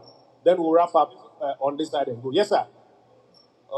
Please introduce yourselves to us. Thank you very much for the opportunity. My name is Al Hassan Nuhman Subdu, the SRC President of Tamale College of Education. Okay. Honorable Finance Minister, as it stands now, our 2 months allowances have not been paid. We teacher trainees, the government is still owing us. Likewise, the nurses, they are even going to embark on a strike as I'm speaking. And what I want to know is that we do hear that in case this e-levy is not able to be passed, our allowances will be scratched off. How true is it? Thank you very much. Thank you very much for your question. I think implied in the earlier question Minister answered, he mentioned that today, 60% of all the revenue that we raise, it goes to pay salaries. It's only left for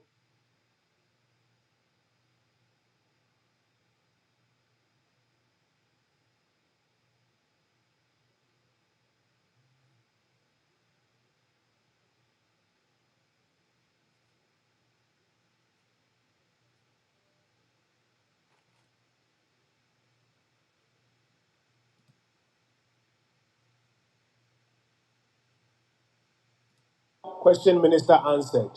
Of Mobile Money Agent Association of Ghana. Yes. in Mooney, let's Northern hear Region. you. Thank you very much for organizing this forum for us.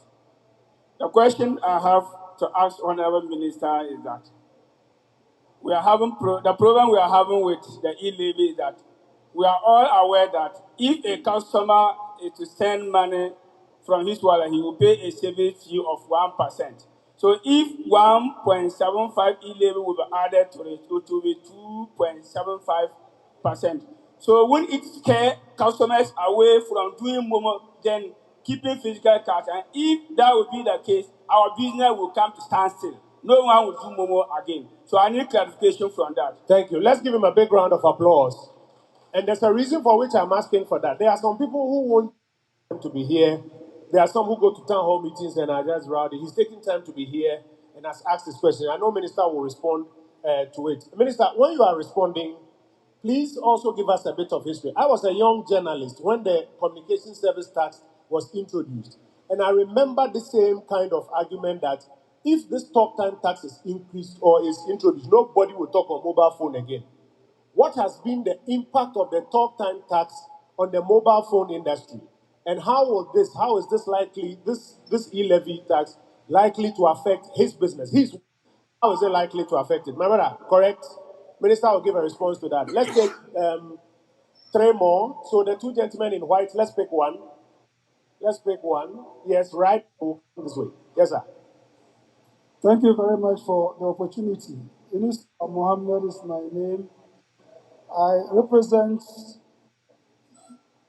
Ghana Chamber for Young Entrepreneurs, Northern Region. Okay.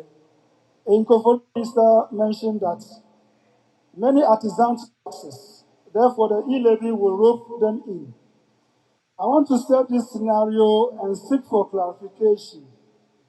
If I contract a carpenter to work for me, say make a wardrobe for me, and I pay him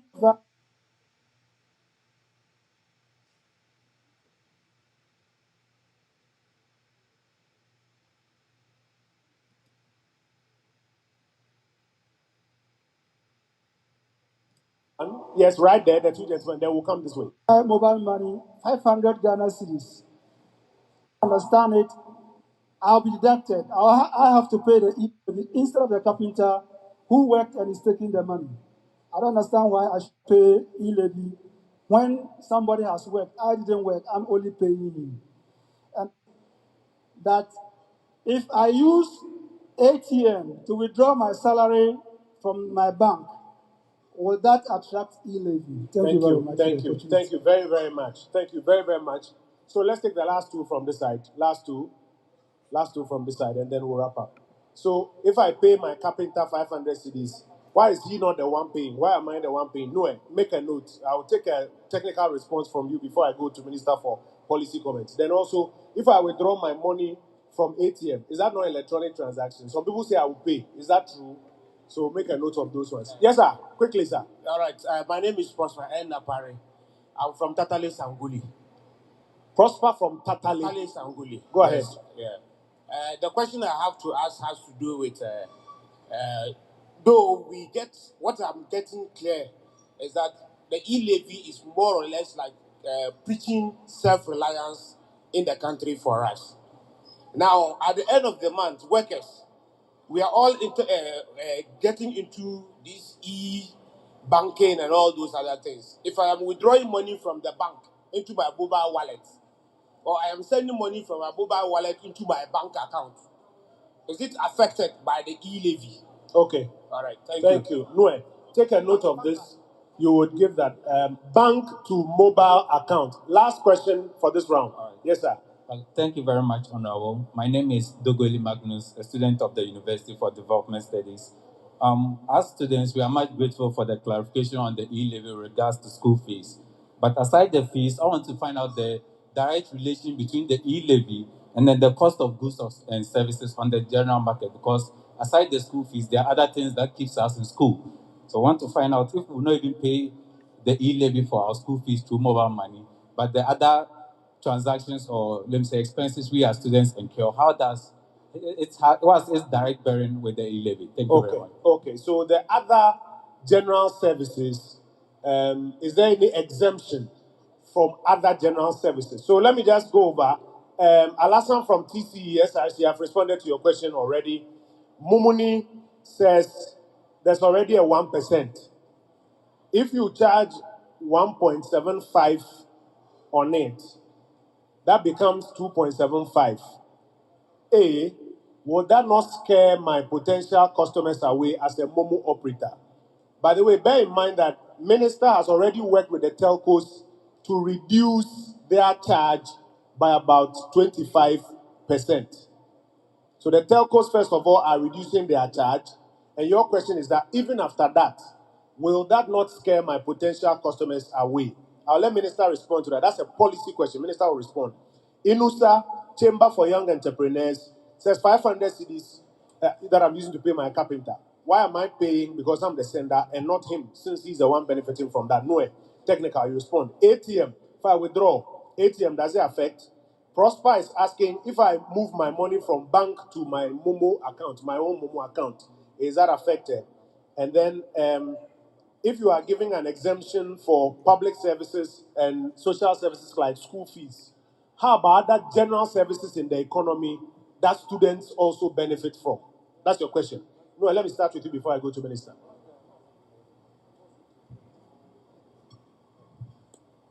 So for general services, the school fees, as I said, if it's on a public platform, it's exempt. If it's a private person who is registered, it's exempt. Other general services, once it is more than the 100 CD a day cumulative threshold, the e-levy is due on it. Personal transfers. If I transfer from my mobile money account wallet to my bank account, or to another mobile money wallet that I own, or if I transfer from my bank account to my mobile money wallet, either way, once it's my personal account, it is not taxable. There's no e-levy on it. If I transfer from my mobile money wallet to my bank account, or from my bank account to my mobile money wallet, or from one mobile money wallet, so I have an MTN mobile money wallet, and I transfer to my Vodafone mobile money wallet. In all cases, once it's mine, there's no e-levy on it. ATM withdrawals, once you have drawn, just like when you are cashing out, there's no e-levy on it. When you're drawing from an ATM, there's no e-levy on it. Now, the sender, when I'm paying the carpenter, maybe 500 cedis, I, the sender, I'm also going to pay e-levy. How about the person who is receiving it? Once the person has received it as Momo, once he's also paying, you also pay e-levy on it. So, as you receive and you are also transferring, you pay the e-levy on that one. Thank you. Can I get a microphone for Minister to make some general policy comments on some of these questions that have come? Minister, where are your hands? And then I'll come for another last but one round of questions. Great. Thank you very much indeed, and it's good to hear these questions. You know, as Minister mentioned, you know, the fear of the unknown, you know, is what keeps us from progressing. And until we challenge it, we don't know that there's a better horizon out there. We don't know what jobs would appear. Mobile money, I guess when I came back in 1990, did not exist. It's now a viable business. CST, as the minister mentioned, also had the same problem outlook. But the question is, you know, if this business is increasing at this rate, and really after a point in time, I'm not going to stop doing mobile money so that I go to the trotro station to give my money to somebody to go. There's a certain level that it will not, you know, go below.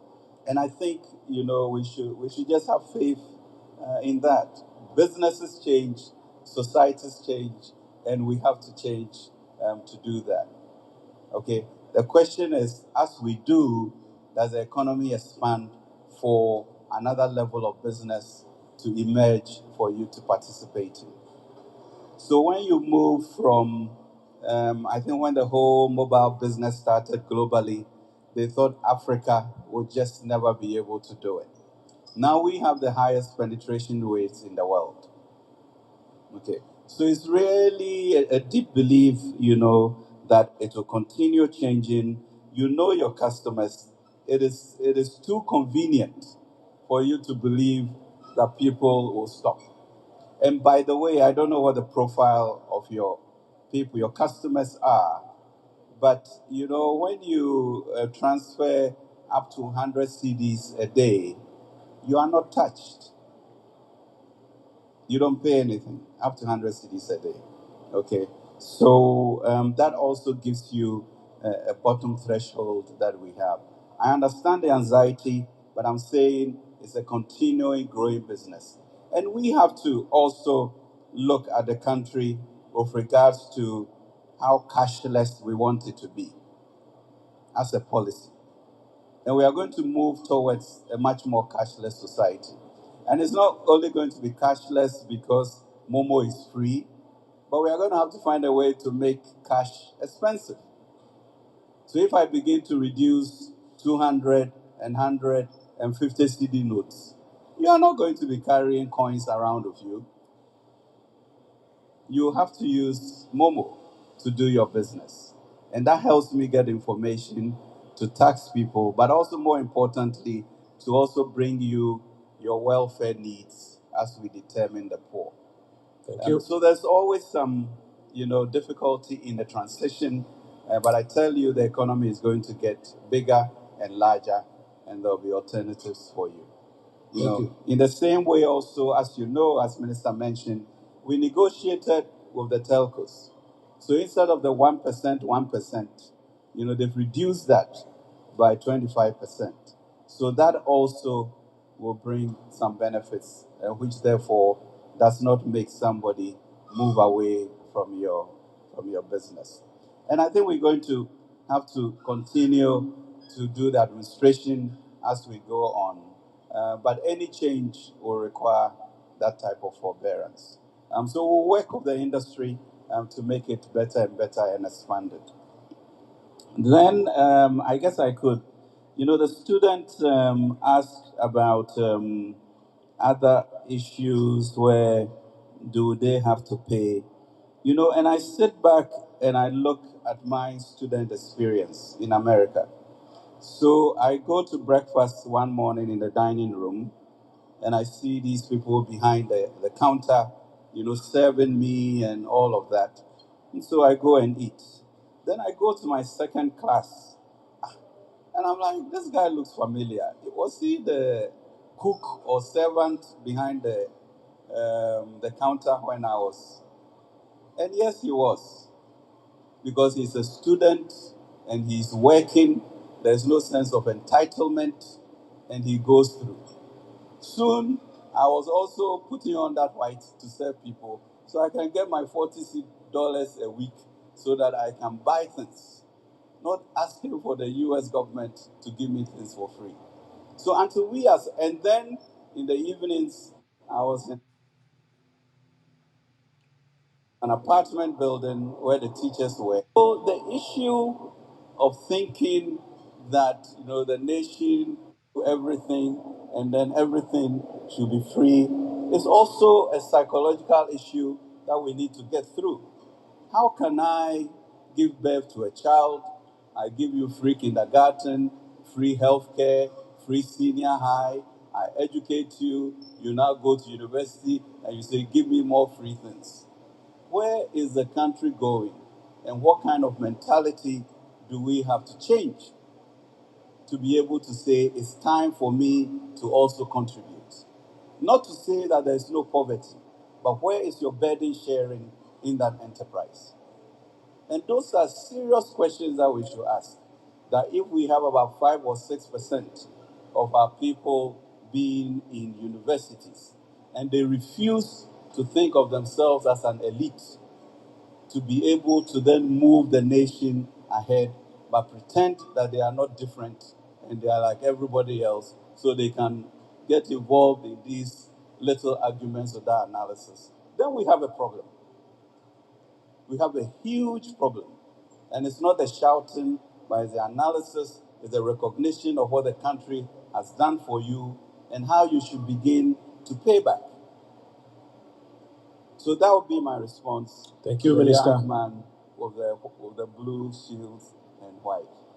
Those are questions that we should ask ourselves, and it does not belittle us.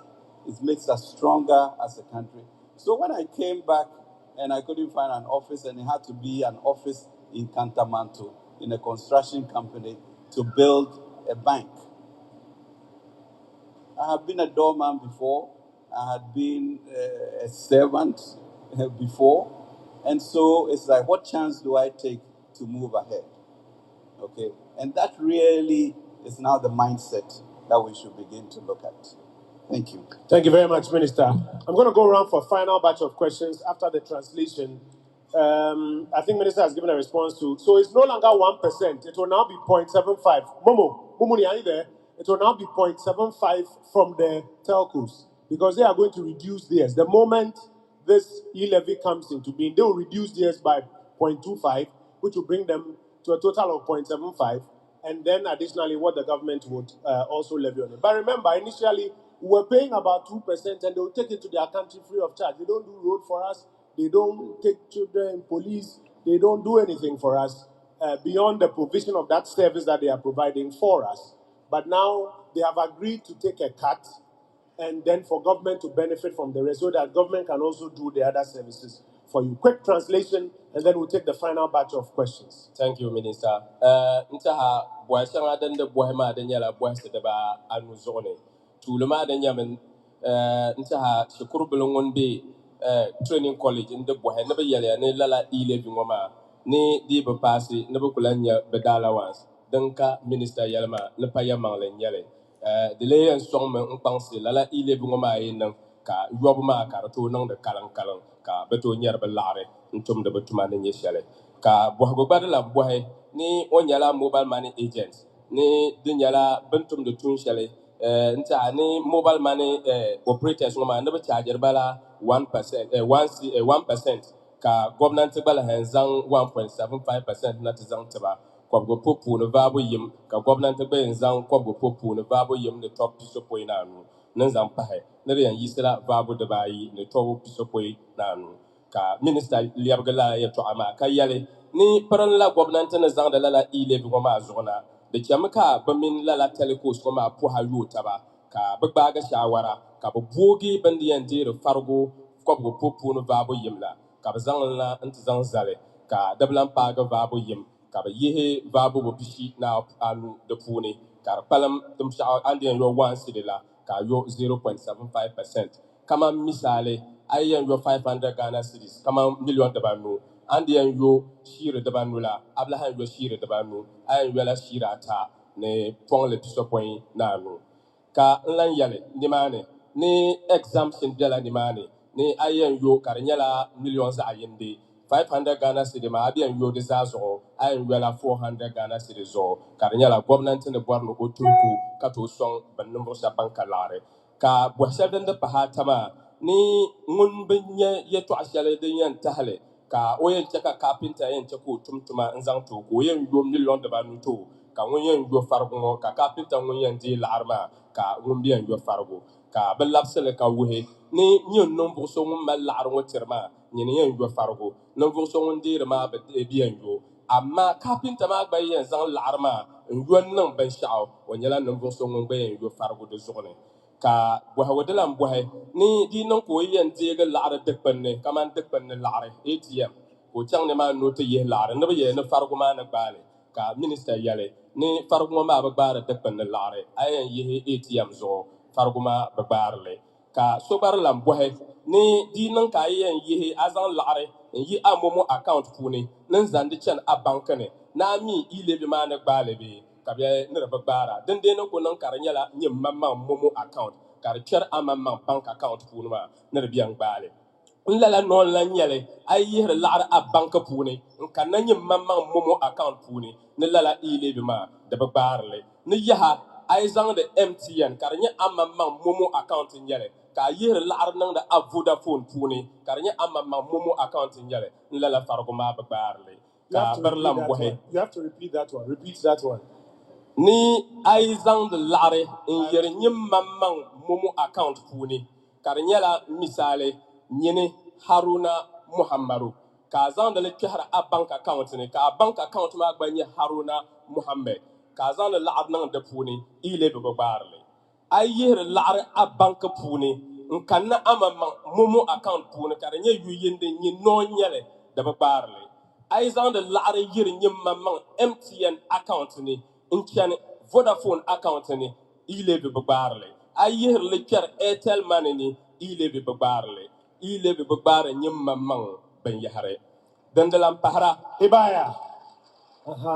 Sondi bɔhi ni lala ilebi ŋɔ maa bi yɛli di danfaana nim ni nyɛ shɛŋa ka ori bɔhi ni binshaɣu bin bɔli ni cost of goods and services ni wula ka di yɛn tooi niŋ ka di gba ni tooi sɔŋ bee exemption shɛŋa bee bi taɣari shɛŋa tooi bɛ di puuni ka minista yɛli ni dini nyɛ bin yina ti gbaagi kama ninvuɣu so ŋun yɛn zaŋ laɣari ti ka di bi yaɣi miliyon zaɣ yindi lala nira maa bi yɛn yo farigu di zuɣu na island kana ti lihi kaman sukuru fiisi mini di yaɣa yaɣa maa ŋanim zaa nyɛla bin yihi di puuni ka lala binyahari maa bi gbaarili ka minista gbarilan lee tɔɣisi ni farigu nyɛla binshaɣu shɛli din tu ni ti zaa ha kpaŋsi ni tooi yo ka tin tooi sɔŋ ti tingbani ka di lɛbigi. Thank you very much. We're going to go for the last batch of questions. This one will do more than 4. Yes, let's start with the gentleman there. And I'll defer more to my right this time around. Yes, sir. Introduce yourself to us and let's go. Minister, this is the final round of questions. Ibrahim Yusuf, ila nandambo group, Tazanti, Northern region. Mala Boago, the Fabla.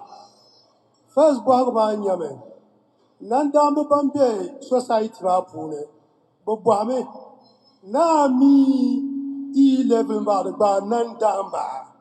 Because I live Bihago Pune, employment Nandambo Polo, Bopuarpa.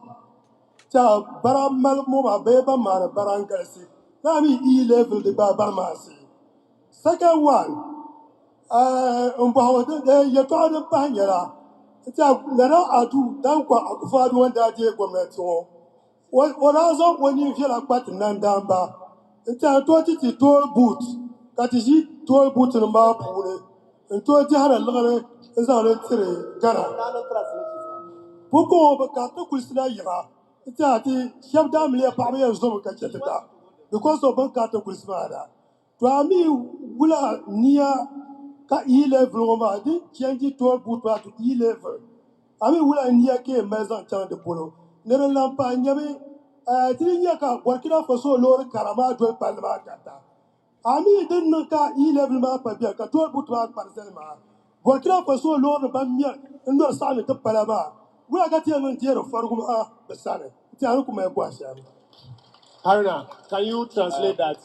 Minister was writing, but I don't know what he was writing. Okay, thank you, Minister. Translate for us. This is a question that is coming from our very good friends from the people living with disabilities, and he's standing on behalf of those persons, our good friends. I heard he said his name is Yusuf. Is that correct? That one I heard. Okay, go ahead. Yes. He's asking that does e-levy also get to the people living with disabilities? The benefits of yes, e-levy. Does it affect them? Will they pay? Yeah, will they or pay? is there an exemption for persons living with Will disability? they pay? Okay. Or there is any exemption for people living with disability? Right. And the second question is on the toll booth issue. That there was an announcement that people living with disability who were employed within the toll booth system to go home. And they don't know exactly what that initiative in terms of the e-levy or the benefit that will come across to these persons as they sit at home. What are the interventions that government is taking? And also, as the toll booths are closed, Burkina Faso has other long vehicles passing and other countries passing through these toll booth systems, which they don't pay. Is there a way that e-levy will be instituted to get these people to pay these taxes to the people of Ghana? Or is there any other way of making revenue from those vehicles that are still using our roads? Sure. All right. No, so make a note of the first one. Is there an exemption for persons living with disabilities? I'll deal with the jobs and then the long vehicles payment structure. Let's take some more questions. Thank you very much. My name is Nurain Abdelkarim. Lorraine. Yes, please. Ah. Former Next President UDS Tamale. Okay. Briefly, I want to find out what measures are currently being put in place by government to ensure that on the implementation of e-levy, we do not end up slowing down financial intermediation and financial inclusion. Okay. Thank you very much. How are we ensuring that it doesn't slow down financial intermediation? Let's take some more questions from that side. Yes, sir. What's your name, sir? Thank you very much. I'm Ryan Edi Yusuf, a member of Activista Northern Region and a partner of Fix the Country. Please, my question has to do with you are the partner from Fix the Country? Yes, from Activista Ghana. Okay. So let's hear you. Okay, so my question has to do with how we manage the finance, because I sat down yesterday just looking through the news item. We lost 12 billion to oil revenue. We have not lost 12 billion. They say, hold on. I'm coming. No, wait. Just so that everybody understands you. They say the Auditor General's report says that 12 billion has been lost. Yes, correct? has been lost, yes. That's how it is. So Minister will respond to that one. Yes. So first we have to find out if it's true. And then from there, let's go ahead. That's fine. Okay, so my question has to do with, is there any other way the government and their appointees can look at a way of reducing maybe their salaries and other emoluments, so that if they reduce this, maybe we look at how much they'll be able to generate and what that can do for the country. Then when we get what we also gather from other revenue sources, how are we able to manage it so that we don't mismanage it? Just like it states in the news item, we lost 4.7 billion due to from petroleum revenue. We lost 8 billion through irregularities by statutory. So it's like we are fetching water into a basket. Yeah. How are we able to link this revenue shortfall so that even if this is accrued, we are able to manage the economy very well? And it's a very good question you've asked. We first of all have to examine whether it is true that this 8 billion plus this 4 billion is lost. Because you hear people saying, they say 12 billion is lost, 12 billion is lost. And if 12 billion is lost, why are you looking for 7 billion? It's a very valid question. If it is true, Minister will respond to that. So let's take a final set of 3, and then we'll come for responses. Thank you, Minister.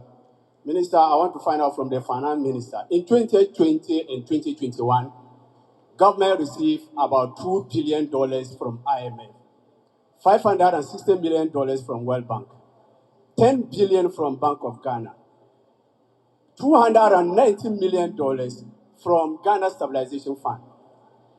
When you do the calculation, it is about 33 billion Ghana cedis. I want to find out from the Finance Minister if the 33 billion Ghana cedis rather could not solve our problems, could not fix our roads, could not solve the unemployment problem. How much is less than 7 billion that can solve our problem? Thank you very much for your question. And first of all, whether the assumption is true that this 33 billion is true, and secondly, whether it is money that was designed to deal with roads and other matters. We'll take the last about 3 or so, and then we'll get responses. Yes, sir. Okay, thank you so much. My name is Abdurrashid Yahya. I'm from the Ghana National Association of Private Schools. Mr. Minister, please, can we know the projected figure that e-level will give us? About 7 billion. It's in the budget. Go ahead. Thank you so much for this. Also, again, can we know, because the minister was talking about the fear of unknown. Yes, all of us, we have that kind of anxiety with respect to payments. But can we know the accountability structure or structures that will be put in place for Ghanaians, to assuage the fear of Ghanaians in terms of the usage of e-levy? Thank you. Minister, what are the accountability structures that you are putting in place? We'll take a final 2. I understand the security agencies that are here also have some questions. So there's somebody who would ask a question. Just give me a wave. I'll send the microphone to you. So apart from the last 2, I'll give that last question to a member of the security agencies. So the last two.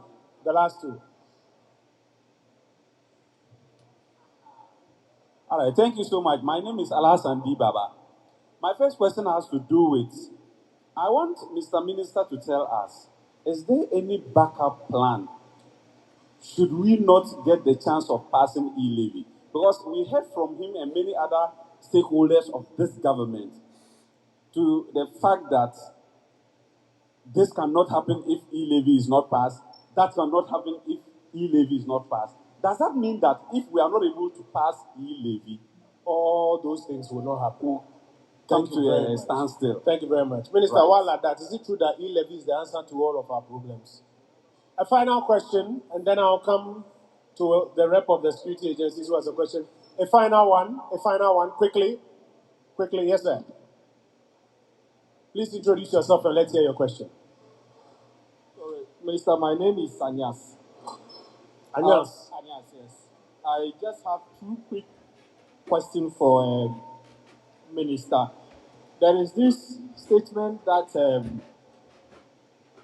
Alhaji Muktaka Mubarak made in Parliament that saddened me. Has there been a consultation between his ministry and the minority side? Because we heard Minister one day said there has been consultation. Then the following day, Mutaka Mubarak said there has not been a consultation. And my final question is, which agency will be the fund managers for this fund if we succeed in getting it? Consolidated Fund.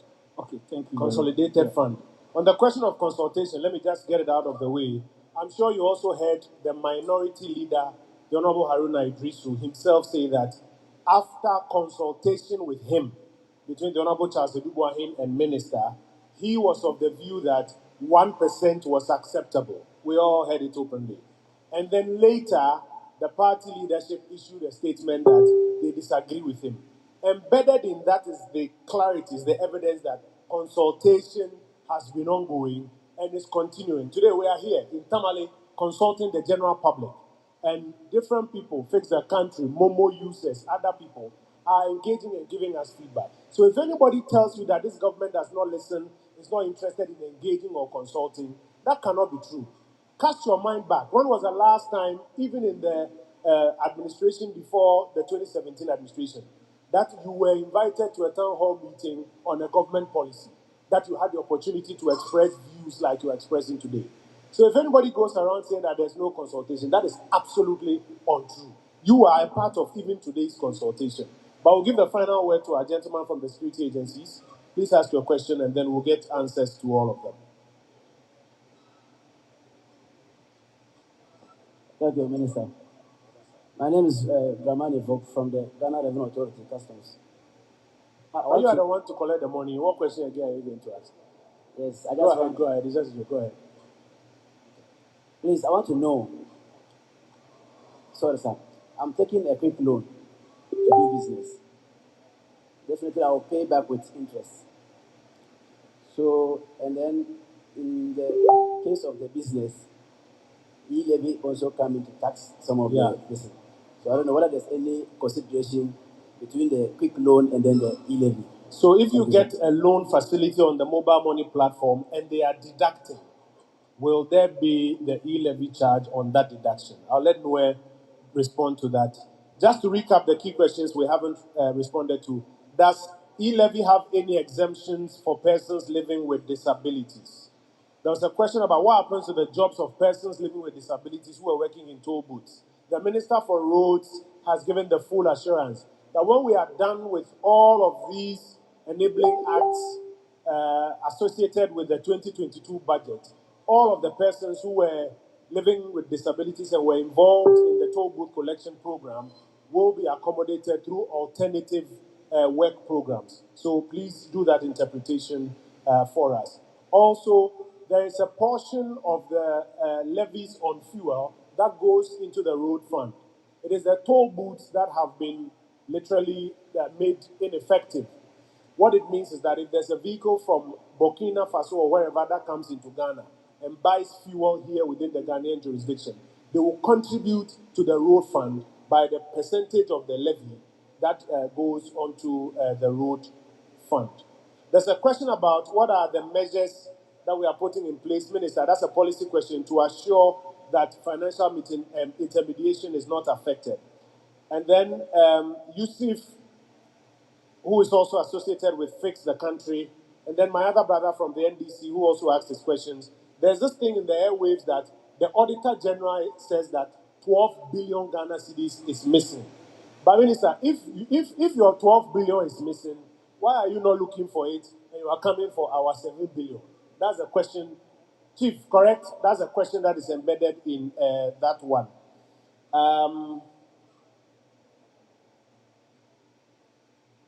And then there's another question. So far, what is this government doing to reduce A, expenditure generally, and B, the part of expenditure that goes to members of the executive, ministers, deputy ministers, persons in the executive? And Minister, while at that, is it true that from 2021 onwards, salary increments for members of the executive have been frozen? In other words, have been cut? You may want to respond to all of these ones. No, take the technical ones first, and then I'll go to Minister. And then final one, Minister, what's your backup plan if e-levy is not possible? Thank you, Minister. On whether the e-levy applies to people living with disability, e-levy applies to everybody unless there's an exemption. So the 100 cedi a day exemption applies to everybody, applies to people living with that. Otherwise, once you are not exempt, you pay. On the loan issue, you've collected a loan, you are making payments and deductions. Now, let's know that payments to registered commercial establishments or persons who are registered with GRA for income tax and VAT, there's no tax on it. So once it's going to such an entity which is registered, there will not be any tax on it. If you are dealing with somebody who is not registered and paying taxes, then it will apply. So that is it. And the GRA is responsible for collecting the levy. The entities will charge it, but GRA collects it and pays it into the consolidated fund. Thank you.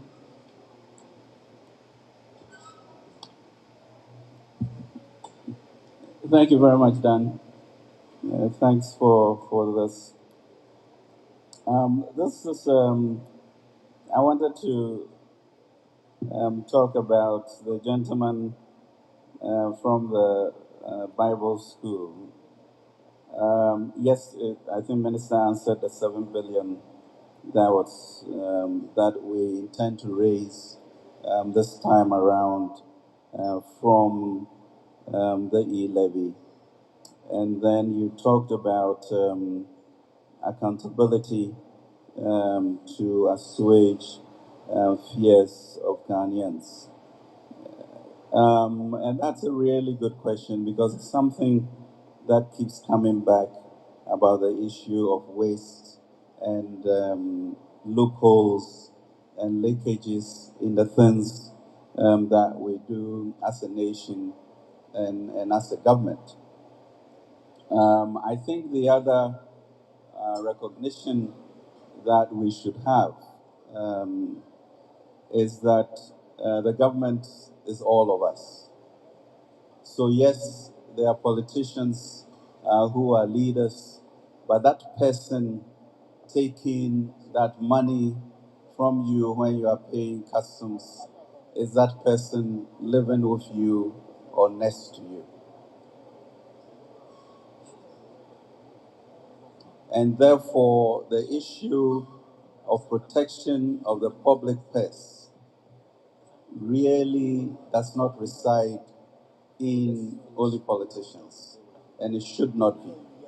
Or else we will never be able to keep the revenue that we are supposed to get. And I think that really ought to begin to sink in as all of us as citizens being responsible for the leakages that occur.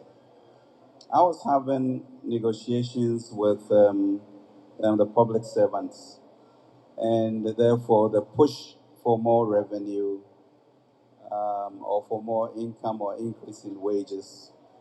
And as Minister said, I said, well, it's 59.7% of the revenue comes to you that I collect. But amazingly, it's not me who collects it. It's your colleagues who collect it. So if your colleagues are not interested in collecting what they should, and then you come around to tell me to give me money, to give you money that your colleagues do not collect. Where are we in this equation? And I think those are the honest conversations we should be having as to who the responsible. This idea of pushing this, of course, you are leadership, and so you are supposed to guide it. But really, maybe that should be 20% of the factor. So you come and ask me for more money. You are the same people who collect or refuse to collect. And then you want me to distribute something that you have not given me. So you look at the conundrum and you look at our society and you begin to ask, who is not telling the truth to each other? And what should we do as a society? So the vice president, of course, went on this crusade from when we came into government about digitalization and the impact that it would have. To be able to look at our payrolls. I think the other day he went to one of these institutions. We superimposed the national ID data onto that. We realized there was about 10 million CDs that, that institution has organized themselves between they and the bank and whatever for payment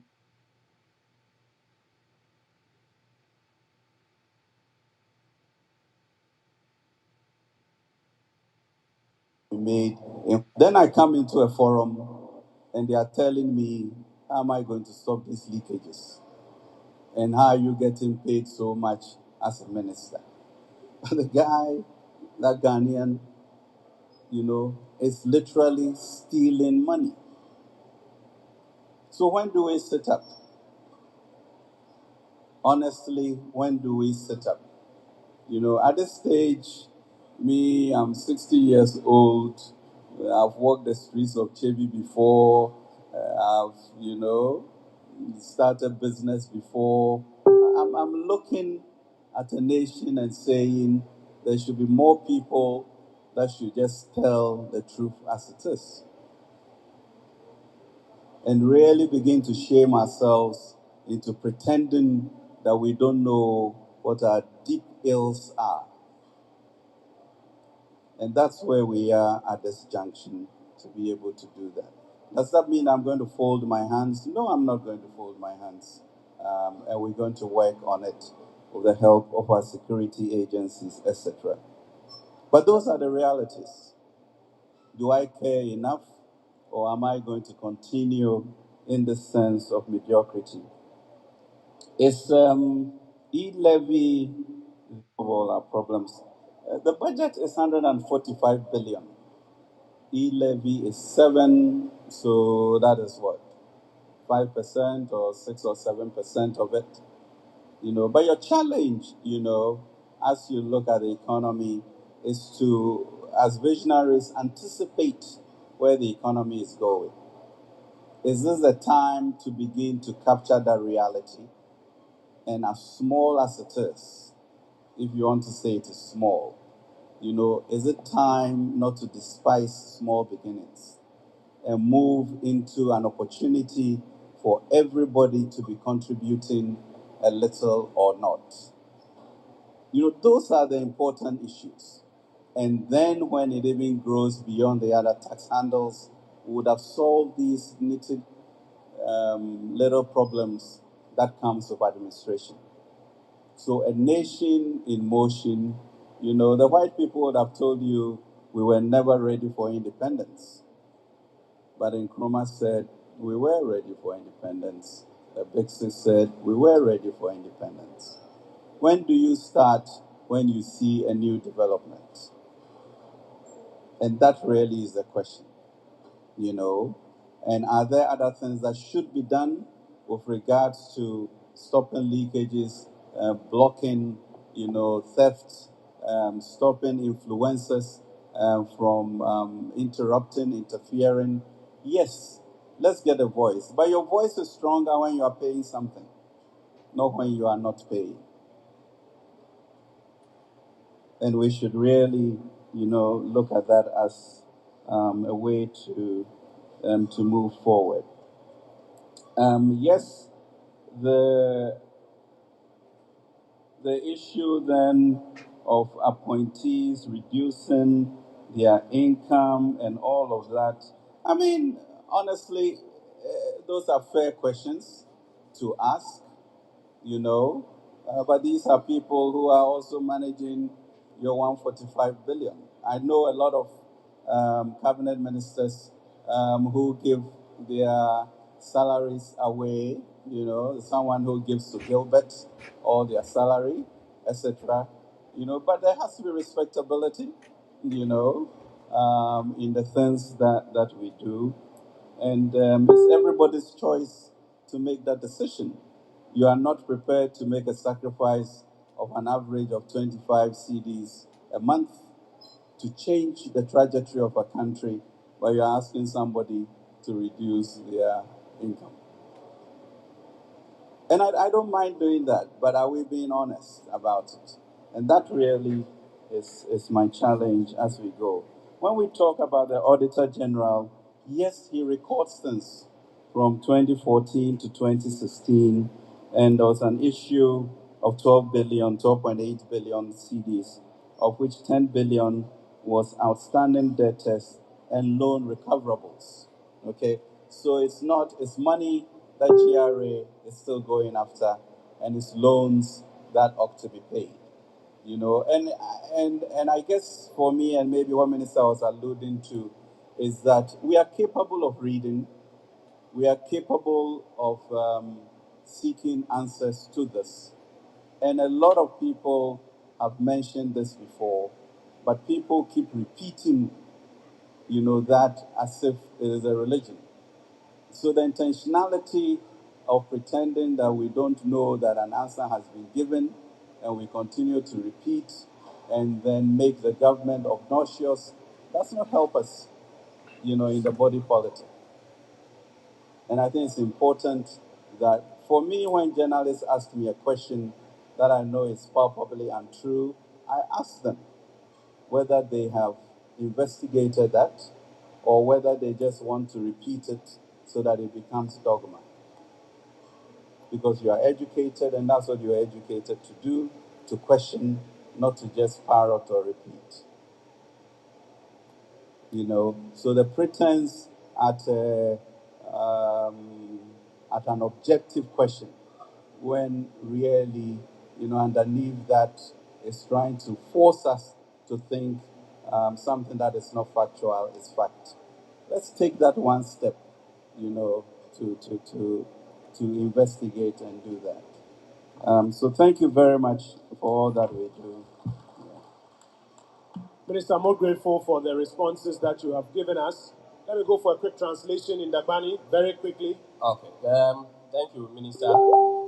Nta bwashanga dande bwahama ka beti de lapsebo tuli bwahuma de nyame ni nandamba ami lala ile bungoma de malswale ka to yiba de puni be ka Minister yale ni lala ile bungoma de zamati Gana mahluchi kam so kam zasa ayenya Gana nira ile bima barame di nanka atum tun shal dan tuni ile bima bai dan bagale ka o leela n bɔhi ni ninvuɣu shɛba ban daa be tool buuti nim puuni n tumdi ka nyɛ nandaambila ni wula ka gɔbnanti lihiri zaŋ kpa di polo ka minista di yɛlo ni road minister ni o daa yɛli di yɛltɔɣa parliament jintɔri duu puuni ni lala niriba ŋɔ maa bɛ bi kɔŋ bɛ tuma hali bin na ʒi yiŋ zuŋɔ dabisili ŋɔ bɛ yɔribami bɛ yɔri ni nyɛ shɛli amaa gɔbnanti na lihirimi bin yɛn zaŋ ba n zaŋ kpɛri shɛli ka bɛ tumdi tuma maa sɔŋdi ti tingbani maa ka burla n bɔhi ni bɔkina loori nima ni bɛ tooi duriti palli maa n chana pirin la tool buti ŋɔ lan kan maa bɛ bi yɔri binshɛɣu ka o lee yɛli ni ti malila binshɛɣu ti ni bɔli levies on fuel lala bɔkina loori nim ŋɔ maa bɛ chana bɛ dari kpam bin dari kpam maa bɛ gba yɔri lala levi nim ŋɔ maa amaa tool buti ŋɔ maa ni kan maa bɛ wuhi ni bɛ bi yɔri farigu shɛli tiri tingbani maa ka sɔdala n bɔhi bɔhigu zaŋ chaŋ ni laɣa shɛŋa niŋ wulan garchi kpama ya polo ti yi ya polo nima ni gɔbnanti yiri lihili ka di ni naan tooi yina ti ŋmahi niriba yɔri zaŋ yan chang tuma tumtumdiba gobnanti tumtumdiba polo din yan song ka tingban ma chang tuni ka minister le yale ni lala on bwa shelma da malam fa na pam ka jala amma ni di bor ne so mago o yore ka so me gbazia ka jen oro yehe o pongle be o tafa ne to song ka tingban ma ba chang tuni ma den tam do wuhe ne ti zahabu bona ti laɣam na ti gbaagi ka farigu tooi galisi ka ti tooi lɛbigi ti tingbani maa naa maa laa bɔhigu maa nyɛla binshaɣu shɛli din viɛli pam ka o wumli ka sori lan bɔhi lala niri maa noo di bɔhi binshaɣu tin bɔli ni revenue short force ka o yɛli ni jilimalam dr mahmud bawumya ni o daa lihi lala yaɣali maa ka yihi binyɛri shɛŋa na tin bɔli shɛli digitization and digitalization maa ka di tooi ŋari voya pam ka lala revenue short force ŋɔ maa shɛŋa pam lala tin nyɛri laɣa shɛŋa maa pam ka di tooi boogi ka di tooi chɛni gɔbnanti sani ka lɛbigim tooi kanna ka diri lan bɔhi shɛli polo ni lala tin yɛn deei farigu shɛli ŋɔ maa naala ka di yɛn yisi ka bi di yɛli ni di yɛn yisi la biliyon diba pɔin ni zaɣ yindi ka diri lan labisi lala bɔhigu maa lala ka bi bɔhi ni accountability structures ka o yɛli ni lala gɔbnanti laɣari ŋɔ maa di yɛn kpɛla shɛli polo tin bɔli consolidated fund la di yɛn yihi laɣari gɔbnanti zali kpana puuni di malila an yɛn doli so shɛli yihili ka bihigu yi yɛn bihi ka bi gba doli lala soli maa n bihi lala accountability maa di yina ti n di shawara bee n ŋmahati ka niriba baŋ din di shɛm ni di zaaha soya nyɛla binshaɣu shɛli din biɛni ka sori lan bɔhi ni backup plan ni ka daa di ku zami tintina lala bini ŋɔ maa konko dii bi niŋ wula ka ti yɛn niŋ ka o lee bɔhi ni lala laɣa shɛli tin yɛn deei bee gana tin zaŋ budget shɛli kpe jintɔri duu puuni ni di yisila about 124 kɔbigi ni pishi naanu biliyon tin yɛn di laɣa shɛli amma a yi lihi lala ilevi lala laɣari maa naa maa ni biɛla n daa nam wɔbigu di zuɣu tii pili lala biɛla ni tooi yɔri farigu ka di ni tooi galisi ti saɣa tin bɔri shɛm maa di nyɛla binshɛɣu din ni tooi saɣa ti ni maŋmaŋ dundoŋ puuni niɛma ka so gbari lan bɔhi ni karala jintɔri duu maa puuni shawara biɛni bee ni damo ni di daa niŋ katari ka bihi ba piri muta ka daa yina ti yɛli ni bi bi niŋdi shawara ni taba ka o di bɔhili ka minista yɛli ni shawara ŋuna saha shɛli kam shawara kuli chɛnimi ni lala n daa nyɛli ka honorable haruna idrisu daa yina n ti yɛli ni bi mini minista gbaagi shawara ka bi niŋ shawara ni taba ka o ti dihi tabili ni farigu maa nyɛla binshaɣu shɛli din viɛla di zuɣu diiri booli na n ti zani kɔbigu pu puuni baabu yim ni di naan viɛli zaŋ ti ni lala saha maa daa wuhiya ni shawara daa biɛni ba ka lɛm nim daa yina ti n to a yirimo yɛliba ni bi ku saɣa lala bini maa ka bi gba yina ti yɛli ni bi ku deegi di zuɣu n tiha din ku bɔhi bɔhi shɛŋa ni labisiri shɛŋa din kana n bala. Thank you very much. Before I invite the Honorable Hassan Tampuli to give us the closing remarks, let me just read an extract of an advisory that the Ministry of Finance issued earlier this week on this 12 billion matter. It says this is the breakdown of the 12.8 billion quote-unquote irregularities in the Auditor General's report. A careful read shows that it is misleading to say 12.8 billion is lost to corruption. The first line item, which constitutes over 10 billion of the 12 billion, is outstanding debtors and loan recoverable. When you read the report, the Auditor General clearly states that the over 10 billion constitutes cash and materials public institutions granted each other. For example, Energy Ministry can take materials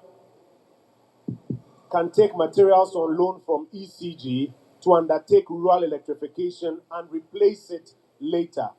Public institutions taking materials and loans from each other is not money lost due to corruption. It is only cited as an irregularity because the date to refund has expired and the refund has not been done at the time of the audit.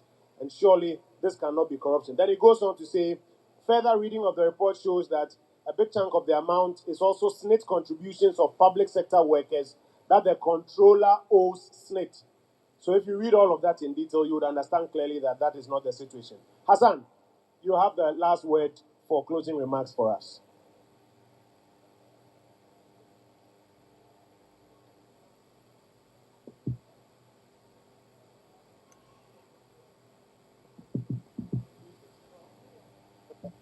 Hello? So, the puya pam kapai le in this hashal ka ti jin tonga ka ti nang ti shi ma salama ncha zakara sinisi yala ne we had we'll go back home to our respective places to Jishai buhanzo lolo kan ka ti chang nta ni sim kana zan chang ila bi ma zuma da suno yo tun wum shal ngoma ti ku chela du ma pu tun zan le chang boba ne ya nta di cha so kan za bang ne bin sha bin yi wum ma kala la yi ya nta bin sha din ba ya tolang kumbung sabulugu nantong karga bushao naya zawzo tatale bumbla pandai wulhay litamalmo tisaha mal tiyal musra ma bi gasia tibor lenglembo tibor pala nti aku gba shadin yan yitamal no ndol nantong karga hat pa bushao dala palma tu dolla minister for finance iti borno da nan wula katiyan nan kala din bon maza karanan dalma nan da be finance minister office zan ku shatin pone para zan so yetina ku borno lala palma kontrata ma zan certificate zan chantiti ne bin ne karayo dinnin maza lala fargo ngoma da katiyan sobu borre no yo fargo ayan yo fargo do topam hadin yala one peswa amma din ku yan nan sham katiza lollo belana katizan zanzan kutaba katizan maltiza habukata daba katiza hazan lihi ni timballa bishabun mona two choices. We either go cap in hand to go and borrow and saddle future generations with those debts, or we raise the funds now, we bite the bullet and do it today and secure future generations.